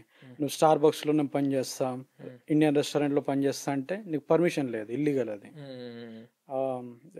వాళ్ళు వచ్చారనుకో, హోమ్లాండ్ సెక్యూరిటీ అని ఉంటుంది, వాళ్ళు వచ్చి చెక్ చేశారనుకో, నువ్వు రెస్టారెంట్లో దొరికావనుకో, అడ్రస్ వేసుకొని అయిపోయింది, ఇంకా నేను డిపోర్ట్ చేసేస్తారు. అది ఇల్లీగల్. నువ్వు ఓన్లీ కంప్యూటర్ సైన్స్ రిలేటెడ్గానే వర్క్ చేయాలి, అది 1 year చేయాలి. దాని తర్వాత ఆన్ ప్రాక్టికల్ ట్రైనింగ్ అని ఉంటుంది, అది ఇంకో 2 years వీసా ఎక్స్టెండ్ చేసుకోవచ్చు. మొత్తం నీకు ఈ స్టూడెంట్ వీసా మీద 5 years దొరుకుద్ది. ఆ 5 years లోపే నువ్వు H1B కొట్టుకున్నావు అనుకో, అది ఇంకా 5+5 10 years వస్తుంది. అది ఇంకా H1B కూడా వచ్చింది అనుకో, లక్ చాలా మందికి రాదు, అది కూడా వచ్చింది అనుకో, ఆ టైంలో మనం గ్రీన్ కార్డ్కి అప్లై చేసుకోవచ్చు. గ్రీన్ కార్డ్ వచ్చిందంటే ఇంకా అది 10 years ఉంటుంది, దాని తర్వాత ఇక సిటిజన్షిప్ వస్తుంది అనమాట. మీరు ఏ దశలో ఉన్నారు? మీరు ఇప్పుడు మనకి ఉన్నది ఇన్వెస్ట్మెంట్ వీసా, ఇది సెపరేట్ వీసా, ఓన్లీ ఎవరికి పడితే వాళ్ళకి ఇవ్వరు అనమాట. మీరు అంటే ఎలక్ట్రికల్ ఇంజనీర్ గా వెళ్ళారు కదా రీసెర్చ్, బట్ మీరు స్టార్ట్అప్ స్టార్ట్ చేసింది డిఫరెంట్ సబ్జెక్ట్ కదా, రెస్టారెంట్ కు సంబంధించి సంథింగ్ అది రిలేటబుల్, అట్లా చేసుకోవచ్చా యూఎస్ఏలో? మన కంపెనీ దేని మీద పెట్టుకోవచ్చు. ఓకే. ఒకవేళ నువ్వు వేరే కంపెనీలో పనిచేస్తున్నావు, లేదంటే రెస్టారెంట్లో పనిచేస్తున్నావు, అట్లా చేయకూడదు. ఓకే. నువ్వు ఒక బిజినెస్ వేరే దాని మీద చేస్తున్నావు, నీకు ఫుడ్ టెక్ దాని మీద ఇంట్రెస్ట్, దాది రిజిస్ట్రేషన్ చేసుకొని మనం చేసుకోవచ్చు. మన ఇండియాలో బిజినెస్ రిజిస్టర్ చేద్దామన్నా చాలా పర్మిషన్ తీసుకోవాల్సి వస్తుంది, ఇవన్నీ ఉంటాయి. అక్కడ ఎట్లా ఉంటుంది? $1,000 అయిపోతుంది మొత్తం. ఎన్ని డేస్లో అవుతుంది నార్మల్గా మీ కంపెనీస్కి? అక్కడ రిజిస్ట్రేషన్ ఇక్కడ రిజిస్టర్ చేసారా మన స్టార్ట్అప్స్? అక్కడే చేసినాం. ఓకే. ఎన్ని డేస్ పట్టింది? అది మనకి పెద్ద ప్రాబ్లం ఏం కాదు. అక్కడ కార్పొరేట్ లాయర్స్ ఉంటారు, ఓకే, వాడికే ఇచ్చేయాలి, వాడు ఏ డాక్యుమెంట్ అడిగితే అది ఇచ్చేయాలి. ఓకే. సో వాడే చూసేసుకుంటాడు. ఇక్కడ సిఎస్ ఇచ్చినట్టు అక్కడ కార్పొరేట్ లాయర్ ఇంకా చాలా సింపుల్ అయిపోయింది. కొన్ని వెబ్సైట్స్ వచ్చాయి, నువ్వు ఇక్కడ ఉండి కూడా రిజిస్ట్రేషన్ చేసుకోవచ్చు. మీరు మెయిన్గా ఈ బిజినెస్ రన్ చేస్తున్నప్పుడు అమెరికాలో నుంచి మెయిన్గా ఫేస్ చేసిన ప్రాబ్లమ్స్ ఏంటివి? చాలా problems. Okay. Day to day ఇంకా అది చాలా చెప్పరాదన్నమాట. ఓకే. మెయిన్గా ప్రాబ్లం ఏంటంటే ఇది ఫుడ్ బిజినెస్లో వర్కర్స్ కంప్లీట్గా అన్ఎడ్యుకేటెడ్. ఓకే. సో వాడిని మనం పని చేపియాలంటే కష్టం. వాడు ఎప్పుడు ఉంటాడో ఎప్పుడు పోతాడో తెలియదు. అది ఒక ప్రాబ్లం. ఇంకొకటి ఏంటంటే మనం ఐఐటి స్టూడెంట్స్ నుంచి పట్టుకొచ్చాం. వాడిని మోటివేట్ చేయడం చాలా కష్టం అయ్యేది. ఎందుకంటే వాడిని ఒక సాఫ్ట్వేర్ కంపెనీ పెట్టి వాడిని మోటివేట్ చేయడం చాలా ఈజీ. బట్ ఫుడ్ మీద కంపెనీ పెట్టి వాడిని మోటివేట్ చేద్దాం అంటే అది అయ్యే పని కాదు. అక్కడ యూఎస్ఏలో అంటే ఈ కల్చర్ పరంగా ఏమైనా ప్రాబ్లమ్స్ ఫేస్ చేసారా? రేసిజం చాలా ఉంటుంది. ఓకే. ఒకసారి నేను మా యూనివర్సిటీకి వెళ్ళా. ఆ గర్ల్స్ ఆ యూనివర్సిటీలో చదువుతుర్రు. వాళ్ళకి నేను సీనియర్, వాళ్ళకి తెలియదు ఆ విషయం. వాళ్ళు ఏదో కామెంట్ చేస్తుర్రు అక్కడ నుంచి వెళ్తుంటే. ఇంకోసారి సెంట్రల్ పార్క్కి వాకింగ్కి వెళ్ళాం అనమాట ఫ్రెండ్స్ తోటి. వాక్ అయిపోయి బయటకు వచ్చాం. అక్కడ ఒక బ్లాక్ ఆవిడ, look those Indian dots are walking away. Okay. అట్లా చాలా ఉన్నాయి. ఉండడానికే $2,500 రెంట్ అంటున్నారు. ఒక బిజినెస్ ఆఫీస్ పెట్టుకోవాలంటే అక్కడ ఎంత కాస్ట్ అవుతుంది? అప్పుడు మనం ఆఫీస్ ఇవన్నీ ఫ్యాన్సీ థింగ్స్ ఏం చేయలేదు. జస్ట్ ఎట్లా రూమ్లోకి వెళ్ళి స్టార్ట్ చేసి ఆ రూమ్లోకి వెళ్ళి స్టార్ట్ చేసి అట్లా చేసుకోవచ్చా? ఆఫీస్ ఉన్న అవసరం లేదా? అంటే చేరాదు, ఇంకా మనం చేసేసాం అంతే. ఓకే. ఓకే. కోవర్కింగ్ స్పేస్ అంటే వర్క్. ఓకే. అందులో ఏంటంటే నువ్వు ఆఫీస్ నువ్వు జస్ట్ ఒక కుర్చీ వాడుకుంటున్నావు, దానికి మాత్రం పే చేయాలి. ఓకే. అట్లా నీకు ఎంతమంది ఉంటారో అన్ని కుర్చీలు మనం రెంట్ తీసుకోవచ్చు. పర్ మంత్ ఇంతలో చార్జ్ చేస్తారు. బట్ ఇప్పుడు ఎవడు ఆఫీస్కి రావట్లేదు. Okay. Okay. So complete digital అనమాట. ఓకే. సో అట్లా అప్పుడు మనకి అది సేవ్ అయ్యేది. ఓకే. కోవర్కింగ్ స్పేస్ ద్వారా మీరు చేస్తూ ఉంటారు కాబట్టి ఎక్కువ మనకి బర్డన్ ఎక్కువ బర్డన్ పడదు. ఇప్పుడు కంప్లీట్ ఆఫీస్ స్పేస్ తీసుకోవాలంటే ఎవడు ఏ స్టార్ట్అప్ తీసుకోదు. ఇప్పుడు బిల్ గేట్స్ డాటర్ PR.com అని స్టార్ట్ చేసింది. అది కంప్లీట్ స్టార్ట్అప్. వాళ్ళు కూడా కోవర్కింగ్ స్పేస్ నుంచి పనిచేస్తారు. ఇప్పుడు మనం జనరల్ అసలు అమెరికా లైఫ్ స్టైల్ గురించి అండ్ అక్కడ మీరు ఫేస్ చేసిన స్ట్రగుల్స్ కానీ లేకపోతే ఎంజాయ్ మూమెంట్స్ గురించి మాట్లాడుకుందాం. సో ఫస్ట్ మీరు న్యూయార్క్లో అడుగు పెట్టినప్పుడు మీరు ఎదుర్కొన్న ఒక కల్చరల్ షాక్ ఏంటిది? ఫుడ్ పరంగా కావచ్చు, లేకపోతే లైఫ్ స్టైల్ పరంగా కావచ్చు, అండ్ లేకపోతే లాంగ్వేజ్ పరంగా కావచ్చు. ఫస్ట్ అడుగు పెట్టిన రోజు ఎయిర్పోర్ట్లో దిగాక ఒక పెద్ద ఇన్సిడెంట్ జరిగింది. ఏంటంటే నేను SBI కార్డు తీసుకెళ్ళినా, వీసా కార్డు.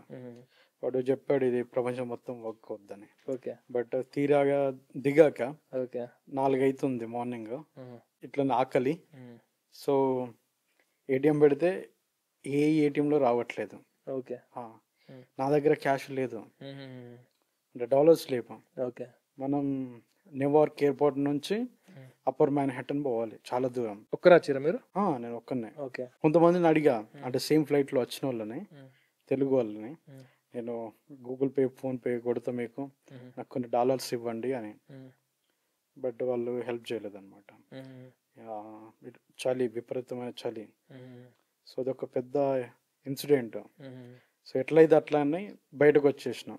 బయటకు వచ్చేసి అట్లీస్ట్ లిఫ్ట్ దొరుకుతేమో అని వచ్చిన తర్వాత ఒక పోలీస్ వాడు ఉండే, వాడు ఇది హాట్స్పాట్ ఇచ్చిండు అనమాట. ఓకే. హాట్స్పాట్ ఇస్తే ఊబర్ ఓపెన్ చేసినాం. ఊబర్లో అది చూపిస్తుంది, బట్ అది పేమెంట్ అది తీసుకోవట్లేదు. ఓకే. ఒక ఇన్సిడెంట్ చెప్పాం. ఒక నైజీరియా వాడికి నేను హెల్ప్ చేశాను, ఫండ్ రైజ్ చేశాను ఫస్ట్ స్టార్ట్అప్. అప్పుడు పేపాల్ క్రియేట్ చేశాను అని చెప్పా కదా. ఆ పేపాల్ అక్కడ ఆప్షన్ చూపిస్తుంది, ఆటోమేటిక్గా చూపిస్తుంది ఊబర్లో. అది లింక్ చేశాం. పేమెంట్ అవుతుందో కాదో తెలియదు. మొత్తానికి అడ్రస్ కొట్టి బుక్ చేశాం. వాడు వచ్చిండు, వాడే సంచులు తీసుకుంటూ బ్యాగ్స్ పెట్టేసిండు. కూర్చున్నాం, తెలియదు పేమెంట్ ఎట్లా ఇయ్యాలో తెలియదు. వాడు బ్లాక్ కోడ్ గొడవ చేస్తాడో తెలియదు. నేనే అనుకున్నది ఏంటంటే ఒకవేళ అపార్ట్మెంట్కి రీచ్ అవుతే అక్కడ రూమ్మేట్స్ ఉంటారు కదా, పైకి పోయి మళ్ళీ రిక్వెస్ట్ చేసి అదే ఫస్ట్ టైం వాళ్ళకి రూమ్మేట్స్ తెలిసిన వాళ్ళే కదా? తెలియదు. రూమ్మేట్స్ తెలియదా? వాళ్ళు స్టూడెంట్స్, ఓకే. నేను ఎట్లనో స్టూడెంట్, వాళ్ళు కూడా స్టూడెంట్స్. బట్ అక్కడికి వెళ్ళాం, భయం భయం వెళ్ళాం. వాడు జస్ట్ బ్యాగ్స్ అక్కడ పెట్టాడు, థ్యాంక్ యూ సార్ అని వెళ్ళిపోతాడు. నేను షాక్ అనమాట. అరే ఎట్లా పేమెంట్ ఇవ్వలేదు, పేమెంట్ అడగలేదు, వెళ్ళిపోయిండు అని నేను అనుకున్నా. దాని తర్వాత కాసేపటికి ఒక మెసేజ్ వచ్చింది, మన అకౌంట్లో నుంచి 7,600 కట్ అయిపోయినాయి ఒక్క ట్రిప్కి. ఓకే. ఊబర్. ఓకే. 7,000 అంత ఉంటుందా రైట్? $100 సంథింగ్ ఓకే పడ్డది. ఓకే. ఓకే. అది యాక్చువల్గా నేను ట్రైన్లో వస్తే $10 $13 అయిపోయేది. ఓకే. మన దగ్గర క్యాష్ లేదు, ఆప్షన్ లేకుండే బుక్ చేసేసా. ఓకే. ఓకే. ఎట్లయితే అట్లా అని. ఓకే. అంత బిల్లు ఒక్క ట్రిప్కి 7,600. షాక్ అసలు. సో అది జరిగింది. ఫుడ్ పరంగా ఎట్లాంటి ప్రాబ్లమ్స్ ఫేస్ చేసారు? ఫుడ్ పరంగా అస్సలు ప్రాబ్లం ఉండేది కాదు, ఎందుకంటే మోస్ట్లీ బయట పెరిగాం, ఎప్పుడు అక్కడ ఇక్కడ ట్రై చేస్తూనే వచ్చాం అనమాట. ఓకే. సో అట్లా ప్రాబ్లం ఉండేది కాదు. కుకింగ్ మీరే చేసుకునేవారు కావచ్చు? ఎవరైనా అంతే, ఎవరి టాయిలెట్ వాడే క్లీన్ చేసుకోవాలి, ఎవరి బట్టలు వాడే ఉతుక్కోవాలి. వాషింగ్ మిషన్స్ ఉంటాయి, ఫుల్లీ ఆటోమేటిక్. ఇంకా అక్కడ ఏరియాస్ పరంగా అక్కడ వాతావరణం ఎట్లా అనిపించుండే? చాలా అడ్వాన్స్డ్ అనిపించింది. ఒక్కోసారి అరే మనకి ఎంత టైం పడుతుంది వీళ్ళతో అంటే మ్యాచ్ అవ్వాలి, ఎందుకంటే మోస్ట్లీ న్యూయార్క్ సిటీకి ఏంటంటే చాలా కాస్ట్లీ సిటీ కదా, చాలా డబ్బున్న వాళ్ళే వస్తారు. ఇద్దరు డబ్బున్న వాళ్ళు 90% డబ్బున్న వాళ్ళే వస్తారు, ఒక 10% చాలా స్కిల్ ఉంటుంది కదా, టాలెంట్ ఉన్న వాళ్ళు వస్తారు. న్యూయార్క్లో ఇది యాక్టింగ్ చాలా జరుగుద్ది అనమాట. యాక్టింగ్ ఫిల్మ్ స్కూల్స్ ఉంటవి, చాలా మంది బాలీవుడ్ యాక్టర్స్ అక్కడ చదివారు ఫిల్మ్ స్కూల్లో. ఓకే. న్యూయార్క్ లో మీకు డైలీ లైఫ్ స్టైల్ ఎట్లుంటుందన్న? మార్నింగ్ నుంచి వెళ్ళి నైట్ వరకు? మార్నింగ్ లేవగానే మోస్ట్లీ లింక్డ్ఇన్ పక్కా చూస్తాం, లేవగానే. సో మేము ఇన్స్టాగ్రామ్ చూసినట్టు మీరు లింక్డ్ఇన్ చూస్తారు? లింక్డ్ఇన్ లో చూస్తాం. అక్కడ టాప్ అని పోస్టులు వస్తాయి. హార్వర్డ్ లో చదివిన వాళ్ళు, స్టాన్ఫర్డ్ లో చదివిన వాళ్ళు, MIT లో చదివిన వాళ్ళు. సో వాళ్ళు పోస్టులు పెడుతుంటారు కంప్లీట్ గా బిజినెస్ గురించి, బిజినెస్ లేదంటే సాఫ్ట్వేర్ ప్రోడక్ట్ అట్లా పెడుతూ ఉంటారు. అవి చూస్తూ ఉంటాం. దాని తర్వాత బ్లూంబర్గ్ న్యూస్ ఎక్కువ చూస్తుంటాం. బ్లూంబర్గ్, CNBC, ఇంకా ఇది wall street journal, Washington post. Washington post కొంచెం తక్కువే, మోస్ట్లీ బ్లూంబర్గ్, CNBC, దాని తర్వాత వాల్ స్ట్రీట్ జర్నల్ ఉంటుంది. మెయిన్గా ఇవైతే చూస్తూ ఉంటాం. ఇది మార్నింగ్. దాని తర్వాత ఇక కాఫీ తాగుతాం, ఇంకా రెడీ అవుతాం. రెడీ అయ్యి మన వర్క్ స్టార్ట్ అవుద్ది. ఆఫీస్ లోనా లేకపోతే మన రూమ్ లోనే? డిపెండ్స్. ఇక మోస్ట్లీ రూమ్ నుంచే జరుగుద్ది. డే అంతా క్లయింట్స్ తో మాట్లాడడం. డే అంటే మధ్యలో చాలా నేర్చుకుంటూ కూడా ఉంటుంది. ఇప్పుడు మనకి డౌట్స్ కూడా వస్తాయి. ఆ డౌట్స్ వచ్చినప్పుడు దానికి సంబంధించింది మనం నేర్చుకుంటూ ఉంటాం. మనకి కంప్లీట్ గా తెలియదు కదా. అకౌంటింగ్ లో మనం చాలా మిస్టేక్ చేసాం ఇంతకుముందు. అకౌంటింగ్ లో ఎవరు బెస్ట్ ట్యూటర్ లెక్చర్స్ ఉంటారు కదా, వాడు కెనడాలో ఉంటాడు. వాడిది పెట్టుకొని మనం చూస్తూ ఉంటాం అనమాట. ఎట్లా బడ్జెటింగ్ ఎట్లా చేసుకోవాలి, లేదంటే బ్రేక్ ఈవెన్ పాయింట్ ఎలా క్యాలిక్యులేట్ చేయాలి, ఇది బ్యాలెన్స్ షీట్ అంటే ఏంటి, ఇన్కమ్ స్టేట్మెంట్ అంటే ఏంటి, క్యాష్ ఫ్లో స్టేట్మెంట్ అంటే ఏంటి, మళ్ళీ దాని తర్వాత లిక్విడిటీ రేషియోస్ అని ఉంటాయి. అంటే మీరు IIT రీసెర్చ్ దాంట్లో ఉన్న వాళ్ళకు ఈ కంప్లీట్ బిజినెస్ అనేది accounts, people management, leadership, CEO roles, human resource management, ఇదంతా ఇంట్రెస్టింగ్ అనిపిస్తుందా? ఇట్స్ చాలా అసలు. అవునా? ఎందుకంటే రీసెర్చ్ చేసే వాళ్ళకు పీపుల్ మేనేజ్ చేయడం, అకౌంట్స్ ఇదంతా ఎందుకు ఇదంతా నేను ఒక నచ్చిన టాపిక్ మీద రీసెర్చ్ చేసుకుంటా, లేకపోతే ఎలక్ట్రానిక్స్ మీద ఏదైనా ఇన్వెంట్ చేద్దాం అన్నట్టు ఉంటుంది. బట్ ఇది కంప్లీట్ అపోజిట్ థింగ్ కదా. అది మీకు ఎప్పుడు ప్రాబ్లం ఫేస్ చేయలేదా? అనిపించలేదు, ఎందుకంటే ఇక్కడ కమ్యూనిటీ చాలా పెద్దది. ఎస్పెషల్లీ అమెరికాలో బిజినెస్ కమ్యూనిటీ చాలా పెద్దది. మళ్ళీ దీంట్లో హైలీ టాలెంటెడ్ పీపుల్ మాత్రమే వస్తారు. అట్లీస్ట్ స్టార్ట్అప్ వరల్డ్లో SMEs అంటే స్మాల్ అండ్ మీడియం ఎంటర్ప్రైజ్ ఉంటాయి కదా, చిన్న బిజినెస్, అవి ఎవరైనా చేస్తారు. బట్ స్టార్ట్అప్లో మాత్రం చాలా ఎక్స్పర్టైజ్ పీపుల్ మాత్రమే వస్తారు, హైలీ ఎడ్యుకేటెడ్ పీపుల్. సో ఆ కాన్వర్సేషన్స్ బాగుంటాయి. ప్లస్ స్టార్టప్లో ఏంటంటే నువ్వు చేసిన పని దాని ఫలితం వెంటనే కనిపిస్తుంది. ఇప్పుడు నువ్వు రీసెర్చ్ చేసినావు అనుకో, అవును. ఒక ప్రోడక్ట్ మీద రీసెర్చ్ చేస్తున్నావు, అది 20 ఏళ్ళు కూడా పట్టొచ్చు. ఆ లోపు మనకి ఇంట్రెస్ట్ పోవచ్చు. అవును. ఎన్ని ఇయర్స్ చేస్తాం? ఈవినింగ్ టైమ్ అండ్ వీకెండ్స్లలో ఏం చేస్తారు? మోస్ట్లీ వర్క్లోనే ఉంటాం. వీకెండ్స్ కూడా వర్కే. అంటే స్టార్టింగ్లో వెళ్ళే వాళ్ళం. Okay. స్టార్టింగ్లో ఇంకా కొంచెం యంగ్ బ్లడ్, ఓకే. అది అన్ని ప్లేసెస్ చూడాలనిపిస్తుంది. అవును. అప్పుడు ఒక ప్లేస్ ఉండేది ఈస్ట్ విలేజ్ అని. ఓకే. సో ఈస్ట్ విలేజ్లో ఏమవుతుందంటే, నువ్వు ఇప్పుడు సౌదీ అరేబియా ఫుడ్ తినాలనుకున్నావు, ఆ ఫుడ్ దొరుకుద్ది.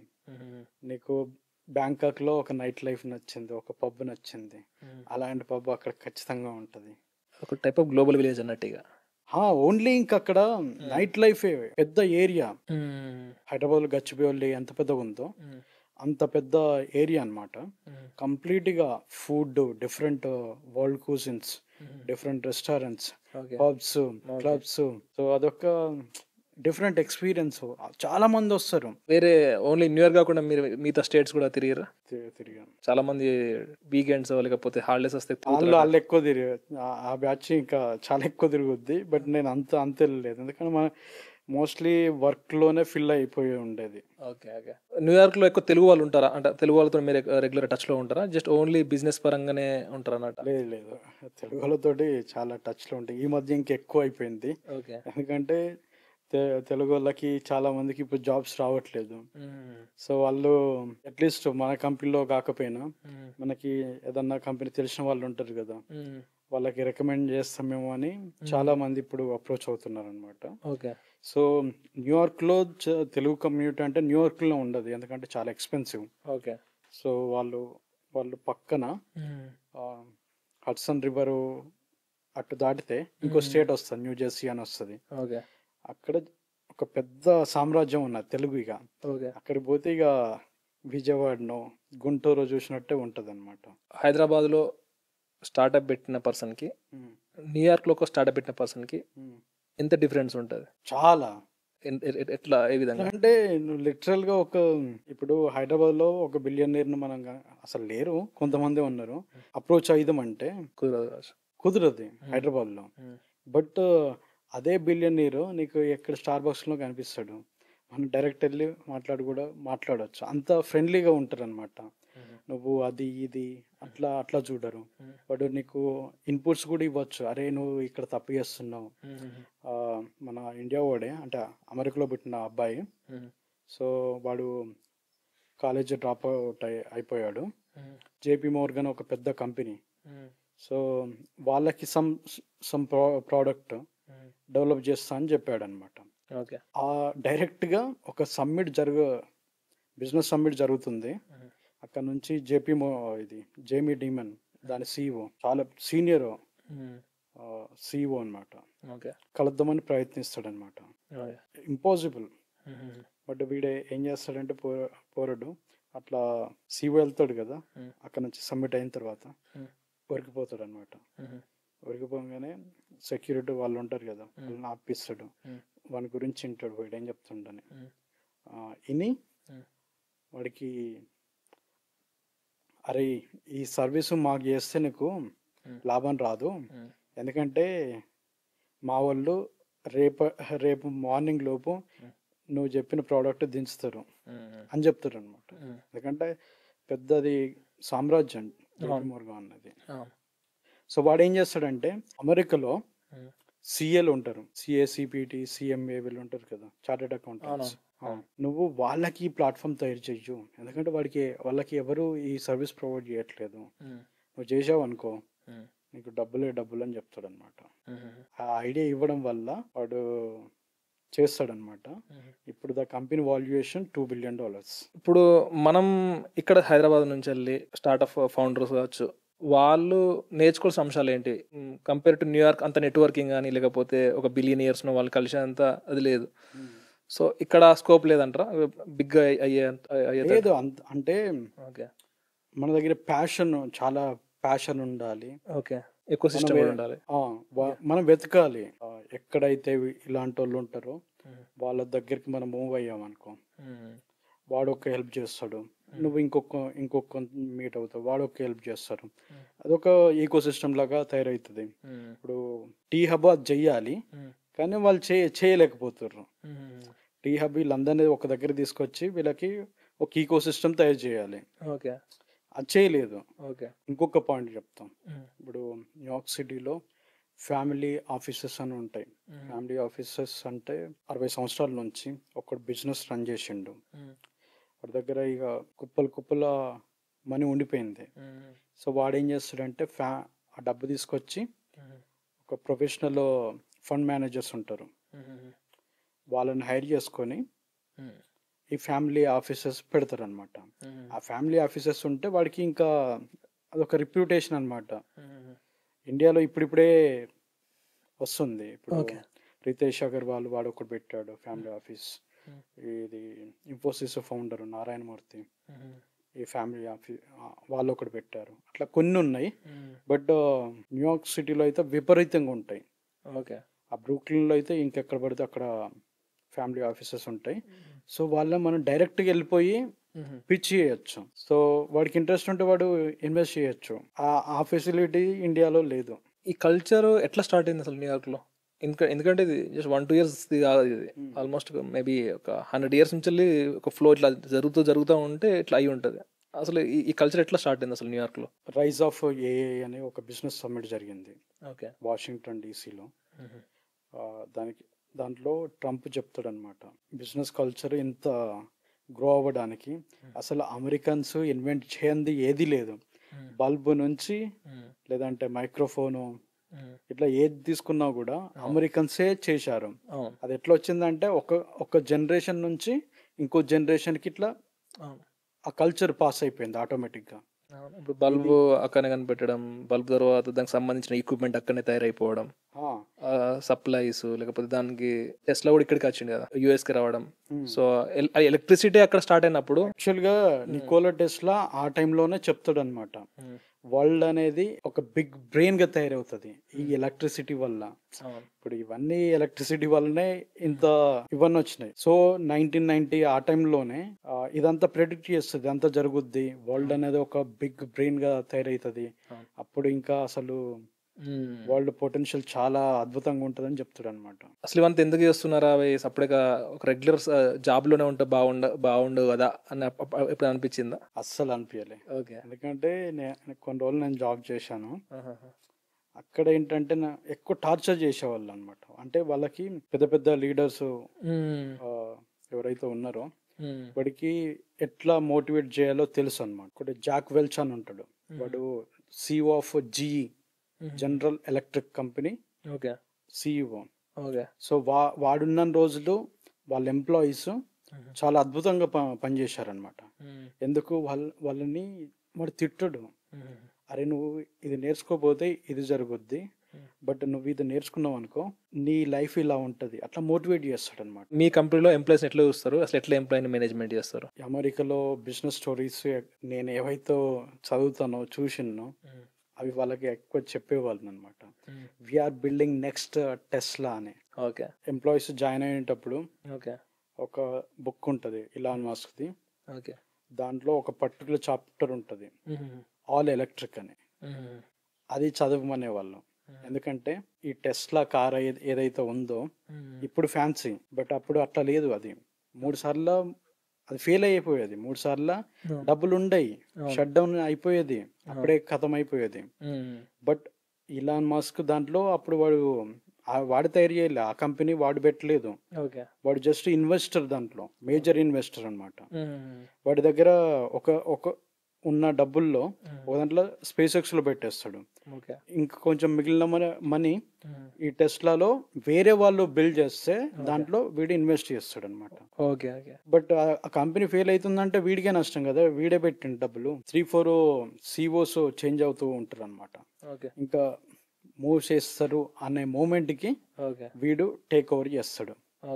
ఇంకా లిటరల్లీ ఒకడు ఎంప్లాయీ చెప్తాడు అనమాట, సార్ ప్లీజ్ సార్ నాకు కూతురు పుట్టింది, నాకు లీవ్ వేయండి, నేను మళ్ళీ మండే లోపు వచ్చేస్తా, 2 రోజులు అని చెప్తాడు. ఇలాన్ మస్క్ ఏమంటాడంటే, you fucking chose your baby or company, by the time you come back this will go bankrupt, so that we can all can go and chill in beach అని చెప్తాడు అనమాట. Okay, అంత dedication ఉంటుంది. So అట్లా మనం inspire చేసేవాళ్ళం అనమాట. కాకపోతే టాక్సిక్ లెక్క అయిపోదా మరి అంత? లేదు వాడికి మనం ఎట్లా చెప్తున్నామో అంటే, మనం కూడా ఇప్పుడు నార్మల్ కాలేజ్ ఉంటాడు కదా, వాడికి చెప్తే ఇదంత అర్థం కాదు. ఐఐటి ఓడో ఎన్ఐటి ఓడో ఉంటాడు కదా, వాడికి ఎక్కుద్ది. ఎందుకంటే వాడు కొంచెం ఇలాంటి ఇన్నోటి కల్చరే ఆ కాలేజీలో చూసి ఉంటాడు. ఓకే, సో ఇది కొంచెం ఇంకా ఫ్యూయల్ అనమాట వాడికి. Okay okay. కాకపోతే మరి బేబీ ఉంది, పుడుతుంది, పోతా అంటే కూడా ఇప్పటికి అట్లా చేస్తాడు. ఇప్పుడు బోర్డు మీటింగ్ అని ఉంటుంది, దాంట్లో వాడికి నచ్చింది జరగలేదు అనుకో, కాఫీ ఉందనుకో, పోసేస్తాడు వాడు లిటరల్లీ. ఓకే, వాడి దగ్గర పనిచేసి వచ్చిన వాళ్ళు ఎవరంటే, ఇప్పుడు లింక్డ్ఇన్ ఫౌండర్ ఉందా, లింక్డ్ఇన్ ఎక్కడి నుంచి వచ్చింది? లింక్డ్ఇన్ అనేది ఇలాన్ మస్క్ దగ్గర పనిచేసి పేపాల్ అనే కంపెనీలో అలా పనిచేసి అక్కడ నేర్చుకొని వాడు దాని నుంచి బయటకు వచ్చి అది అమ్మేస్తారు ఈబేకి. అమ్మేసిన తర్వాత లింక్డ్ఇన్ వచ్చింది, యూట్యూబ్ వచ్చింది. యూట్యూబ్ ఎట్లా వచ్చింది? ఇలాన్ మస్క్ దగ్గర పని నేర్చుకుంటూ వచ్చింది. సో ఎల్ప్ అని ఇట్లా చాలా కంపెనీస్ ఉన్నాయి. వీళ్ళంతా దీన్ని పేపాల్ మ్యాప్ అంటారు. వీళ్ళంతా ఎంప్లాయీస్. మరి వాళ్ళంతా నేర్చుకున్నారు కాబట్టి ఇన్ని ప్రోడక్ట్స్ వచ్చినాయి. ఇప్పుడు నెక్స్ట్ మీ ప్లాన్స్ ఏంటి అన్న? ఇప్పటికైతే చాలా నేర్చుకుని ఉంటారు, అసలు నెక్స్ట్ మీ ప్లాన్స్ ఏంటి? ఫైనాన్స్ మీద చాలా ఫోకస్ చేసి, ఎందుకంటే ఓకే, ఏ ఇన్నోవేషన్ బయటకు రావాలన్నా, ఏ సాఫ్ట్వేర్ కావచ్చు, ఏ ప్రోడక్ట్ కావచ్చు, ఈవెన్ మీ షో నెక్స్ట్ వీడియో బయటకు రావాలన్నా డబ్బు అయితే అవసరం. ఇంకా మనం పెద్ద బిజినెస్ చేయాలంటే దానికి విపరీతమైన కోట్లు కావాలి. సో దానికి ఆ డబ్బు ఎట్లా వస్తుంది అని ఇప్పటి వరకు నేర్చుకున్నాం. ఇప్పుడు ఏంటంటే ఈ పాడ్కాస్ట్ల ద్వారా కానీ లేదంటే డైరెక్ట్గా కలవడం ద్వారా మనం ఫండ్ రైజ్ చేయబోతున్నాం అనమాట విపరీతంగా. ఓకే, సో అక్కడ నుంచి మనం ఇంకా ప్రాపర్ ఆఫీస్ స్పేస్ తీసుకుంటాం పెద్దది. ఓకే, తీసుకొని ప్రాపర్ టీమ్ సెటప్ చేస్తాం. వాళ్ళకి ప్రాపర్ హెచ్ఆర్ ఉంటుంది, అకౌంటింగ్ ఉంటుంది, ఇంకన్నీ ఇక ప్రాపర్గా సెట్ అయిపోతాయి ప్రాపర్ కంపెనీ లాగా. Thanks for coming to the podcast అన్న. సో అయిపోయే ముందు మీరు మన ఆడియన్స్కి ఏమన్నా సందేశం ఇవ్వదలుచుకున్నారా? ఒక్కటే చెప్తాను. ఇప్పుడు అమెరికాలో ఒక అబ్బాయి 12వ తరగతి అయిపోయిందంటే, ఇంటర్మీడియట్ అయిపోయిందంటే, వాడు బయటకు వెళ్ళిపోతాడు. ఇంట్లో ఉండడు, వాళ్ళ పేరెంట్స్ మీద అస్సలు డిపెండ్ అవ్వడు. వాడు సూపర్ మార్కెట్లో పనిచేస్తాడు, గ్యాస్ స్టేషన్లో పనిచేస్తాడు, స్టార్ బక్స్లో పనిచేస్తాడు, లేదంటే ఏదన్నా చిన్న వెండింగ్ మిషన్ నడుపుతాడు ఎయిర్పోర్ట్లోనో ఎక్కడనో. మొత్తానికి వాడి కాళ్ళ మీద వాడు నిలబడుతుండు. దానివల్లనే ఇన్ని కంపెనీస్ అమెరికాలో పుడుతున్నాయి. ఎందుకంటే వాడు చిన్నప్పటి నుంచి ఎట్లా స్ట్రగుల్ అవ్వాలి, ఆ స్ట్రగుల్ మీద ఎట్లా సక్సెస్ అవ్వాలి అది నేర్చుకుంటుండు. అది ఇక్కడ జరగట్లేదు. ఇప్పుడు నేను ఒక నేషనల్ యూనివర్సిటీలో చదివాను, నేను ఒక్కని స్టార్టప్స్ పెట్టాను. మిగతా వాళ్ళు ఇప్పుడు లిటరల్గా చెప్పాలంటే వాళ్ళు చాలా దీనమైన పరిస్థితులు ఉన్నారు, చాలా చాలా వరకు. ఎందుకు? ఇంట్లో డబ్బులు ఇచ్చారు, వాళ్ళు యూనివర్సిటీకి వచ్చారు, అమ్మాయిలతోటి జల్స చేసారు, ఏం నేర్చుకోలేదు.